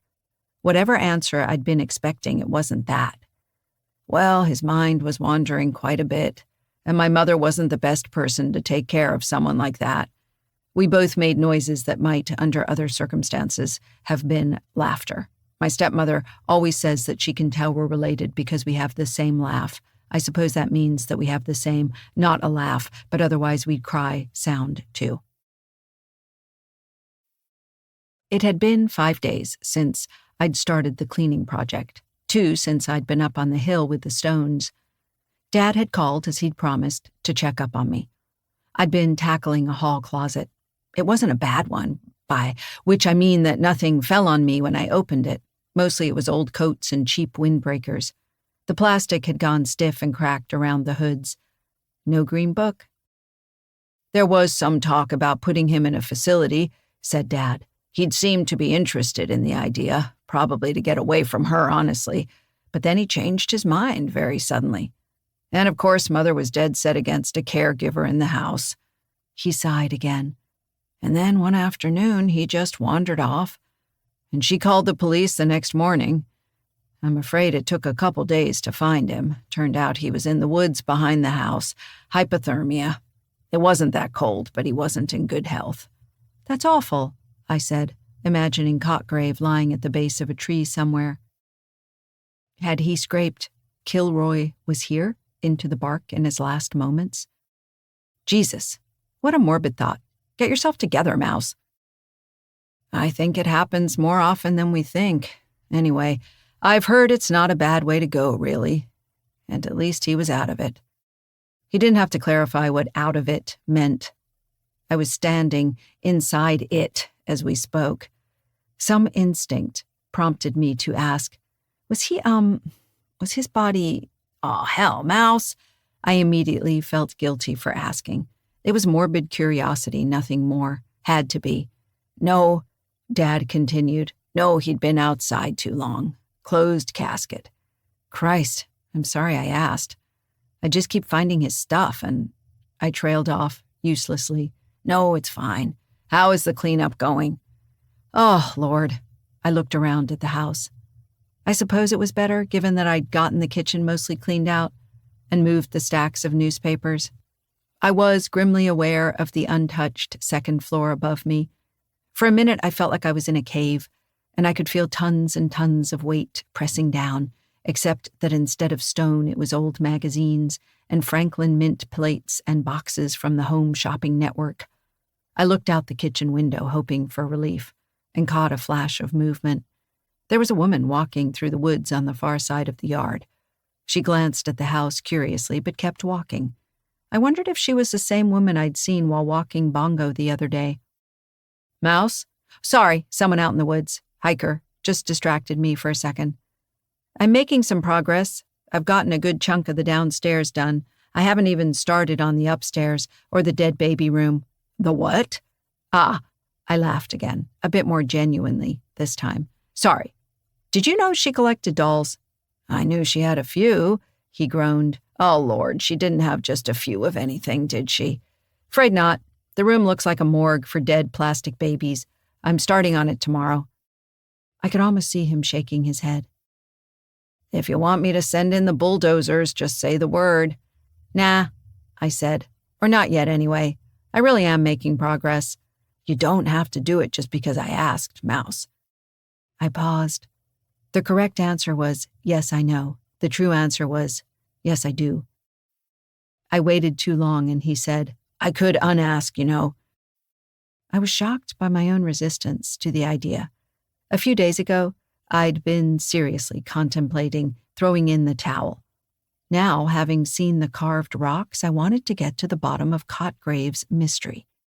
Even if they weren't his creations, he'd clearly seen them and felt strongly about them, to have written that litany in his journal over and over. And I twisted myself around, like the twisted ones. Had he found them by accident, just like I had?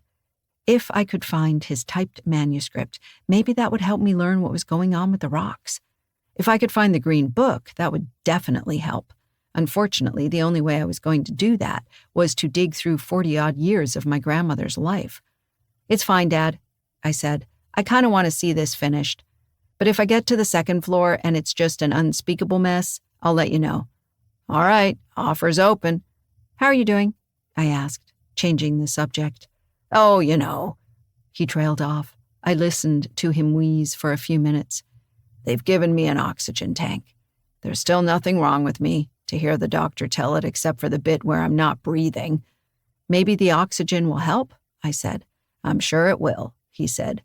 And we both knew he was lying, and we both knew that I knew. But families run on optimistic lies sometimes, so neither of us called the other one out on it, and we said goodbye. I went into town to drop off the contents of the closet and get coffee and internet. The goth barista was on a tear about a woman who had brought in her baby and tried to change it on the coffee table. I told her no, and she just kept saying it was no big deal, she said, waving her hands in the air. It's a big deal to me. It's incredibly unhygienic. I mean, if you want to bring a kid in here to get coffee, that's fine, whatever, but don't put their poopy diapers on my table. I looked at the table that I had been about to set my laptop on and took a step back. It's fine, she said, collapsing over the counter. I hosed it down with bleach. I hosed everything down with bleach. Do you want coffee? Yes, please, I said, meekly, hoping that it did not come with bleach. She filled a coffee mug and slid it across the counter. How's the house coming? Horrific, I said, feeling vaguely pleased that she had remembered who I was. Small towns. I'd forgotten what that was like. She had a baby doll collection. There's a whole room full of these awful dolls. Ew, said the barista, which was strangely gratifying to hear. She wrinkled her nose. Yeah. I opened my laptop. I had all these thoughts about donating them to needy kids or something, but I think the needy kids have probably suffered enough. I'm just going to take them to the dump. Probably for the best. I passed a pleasant afternoon in the coffee shop, feeling normal. I was a perfectly normal freelancer in a nice little coffee shop in a nice little town, doing my job trying to convince authors that semicolons were their friend. My problems were normal problems, like chasing invoices. Other than having to go outside and close the sunroof on the truck when it started to drizzle, everything was fine. Bongo was napping in the back seat and did not notice that he was getting rained on. Eventually, though, I had to go home. The coffee shop closed at 5, and there was still time to get a load of dead plastic babies ready to go to the dump. Note to self, do not call them that when you see Frank. I swung by the hardware store and bought even more gloves. I got dark gray work gloves this time. with serious-looking straps and buckles and rubber guards over the knuckles. These were gloves for handling a doll collection. The doll room itself was not as bad as it could have been, honestly. I turned up the radio and began hauling out clear plastic bins. I didn't have to actually open them to see what was in them, which made it go a lot faster. A quick look through jumbled, jointed limbs, no typed manuscript wedged in anybody's diaper, no green book covers. Bin is done and can be shoved into the living room. Once I had moved out all the bins, things slowed down. I had to grab loose dolls and shove them into trash bags. The gloves helped. As long as I had the gloves, I didn't have to touch them. The gloves made me invincible. I stayed invincible right up until one of the dolls batted its eyelashes at me. I let out a yell like I'd been shot and flung the doll across the room. Bongo leapt to his feet, baying in a panic. The doll landed head downward, facing me. The eyelids slowly clacked back open, aided by gravity. Oh, it's just one of those stupid dolls that open and close their eyes. Right, okay. I picked it up gingerly and shook it back and forth. The eyelids moved in time. Yeah, okay. Bongo stood in the doorway, stiff-legged, making sounds he usually reserved for the UPS guy. It's all right, I said. It's okay, buddy, just a little more on edge than I should be. I dropped the doll into the trash bag and cinched it closed, let it bat its eyelashes at Frank at the dump. I went into the kitchen and turned the radio up as loud as it could go. The announcer introduced herself as Elaine Rogers and told me about how much they depended on my support to bring them all the great programming I enjoyed. Her co-host made a pun that would have needed a major overhaul to achieve the level of a dad joke. If I did not want to be listening to Pledge Week for the rest of my life, I was going to have to finish clearing this goddamn house. Bongo cocked his head and gave a last "Haroof," although whether it was a commentary on dolls or the radio, I couldn't say. I had taken the precaution of buying a bottle of wine. I poured a glass, still wearing my work gloves, and went back to work. A couple of days went by and I'd tell you if anything interesting happened, but it really didn't. We got into routine. I'd get up, hit the switch on the coffee maker, take Bongo out to sniff around and pee on things, go inside, drink the coffee, eat instant oatmeal, and drag trash out to the truck. When the truck was full, I went into town, dropped it off with Frank, and went to the coffee shop. I then had more coffee, worked on edits, responded to emails, and pretended I was a normal human being who wasn't spending the evening sleeping in a dead man's bed with a flatulent coonhound. I would eat lunch. I would come home, take Bongo for a walk, load up another round of trash. Take it to Frank, go back home, throw junk in bags, listen to public radio, and either eat ramen or, increasingly, go across the road and eat with Foxy, who was horrified by my ramen habit. "Your mama wouldn't let you eat that," she said. "It's deep-fried, you know." "We're having deep-fried pickles," I said. "Pickles is pickles. It's a vegetable. It's practically health food." I swirled my breaded, deep-fried pickle slice in ranch dressing and did not argue the point. I got to know the trio at the commune pretty well. Thomas was the responsible one. He did jobs, he said, helped out some farmers here and there. You know, hog cutting season, snip, snip. He made vague hand gestures. I didn't ask for details. Skip had a sly sense of humor and didn't talk much. But when he told stories, everybody listened. He didn't come to dinner one night, and when I asked, Foxy shook her head. "Bad brain day," she said. "Skip's got the bipolar thing. He's got meds for it, and he takes them real good, but he still has bad days. I'll take him out a plate later." "He does real well," said Thomas, almost defensively. "He's a real good potter, eh?" "Relax, Thomas. She didn't say anything." "Friend of mine in college was bipolar," I said, and watched Thomas visibly relax. "It's cool. They didn't have the good meds back then, you know. She's doing a lot better now." "Amazing the stuff they've got these days," said Foxy, popping a fried pickle into her mouth. "But they still can't do shit about a hangover." She poured out more bourbon, possibly determined to be a viable test subject. After dinner at the commune, I went back home. Bongo would find something outdoors to pee on, and we'd be in bed by 9:30 or 10. I still hadn't found Cotgrave's typed manuscript. It had to be in the house somewhere. My grandmother would never have thrown it out, but it wasn't in the doll room or in her bedroom. I was starting to worry that it was upstairs. I couldn't handle the thought of upstairs. Every time I looked at the stairs, I just looked away again. The downstairs had been so bad. 9 days of work, and I was only about 2/3 done. And the idea that there was another floor left to go was more than I could take. I did clean out her bedroom more easily than I'd thought. I'd worried I would be sad, but I was still angry over the way she'd treated Cotgrave, and the anger carried me a long way. I kept the radio on loudly, and every time I would look at the pitiful pile of junk and start to feel melancholy, Elaine Rogers would remind me of why I valued public radio. Honestly, that pledge week had gone on so long that I no longer really believed in it.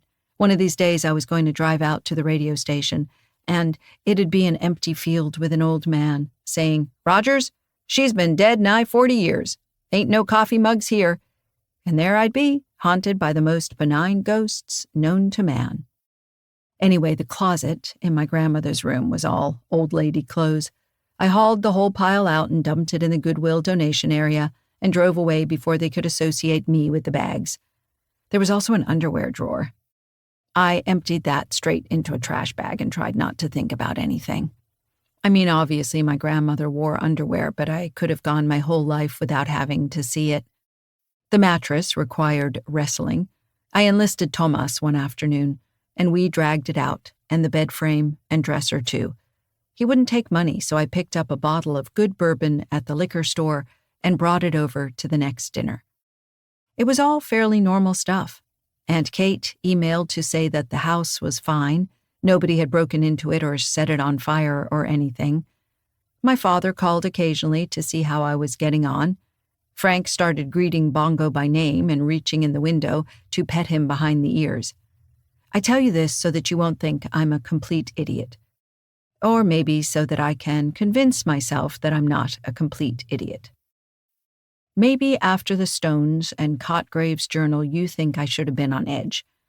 And yes, I probably should have been. Hell, I should have been yanking up topographical maps and conducting experiments to see where the hill with the bald was and where it wasn't. I should have bought a camera and taken photos of the Stones with something that didn't catch fire when I turned it on.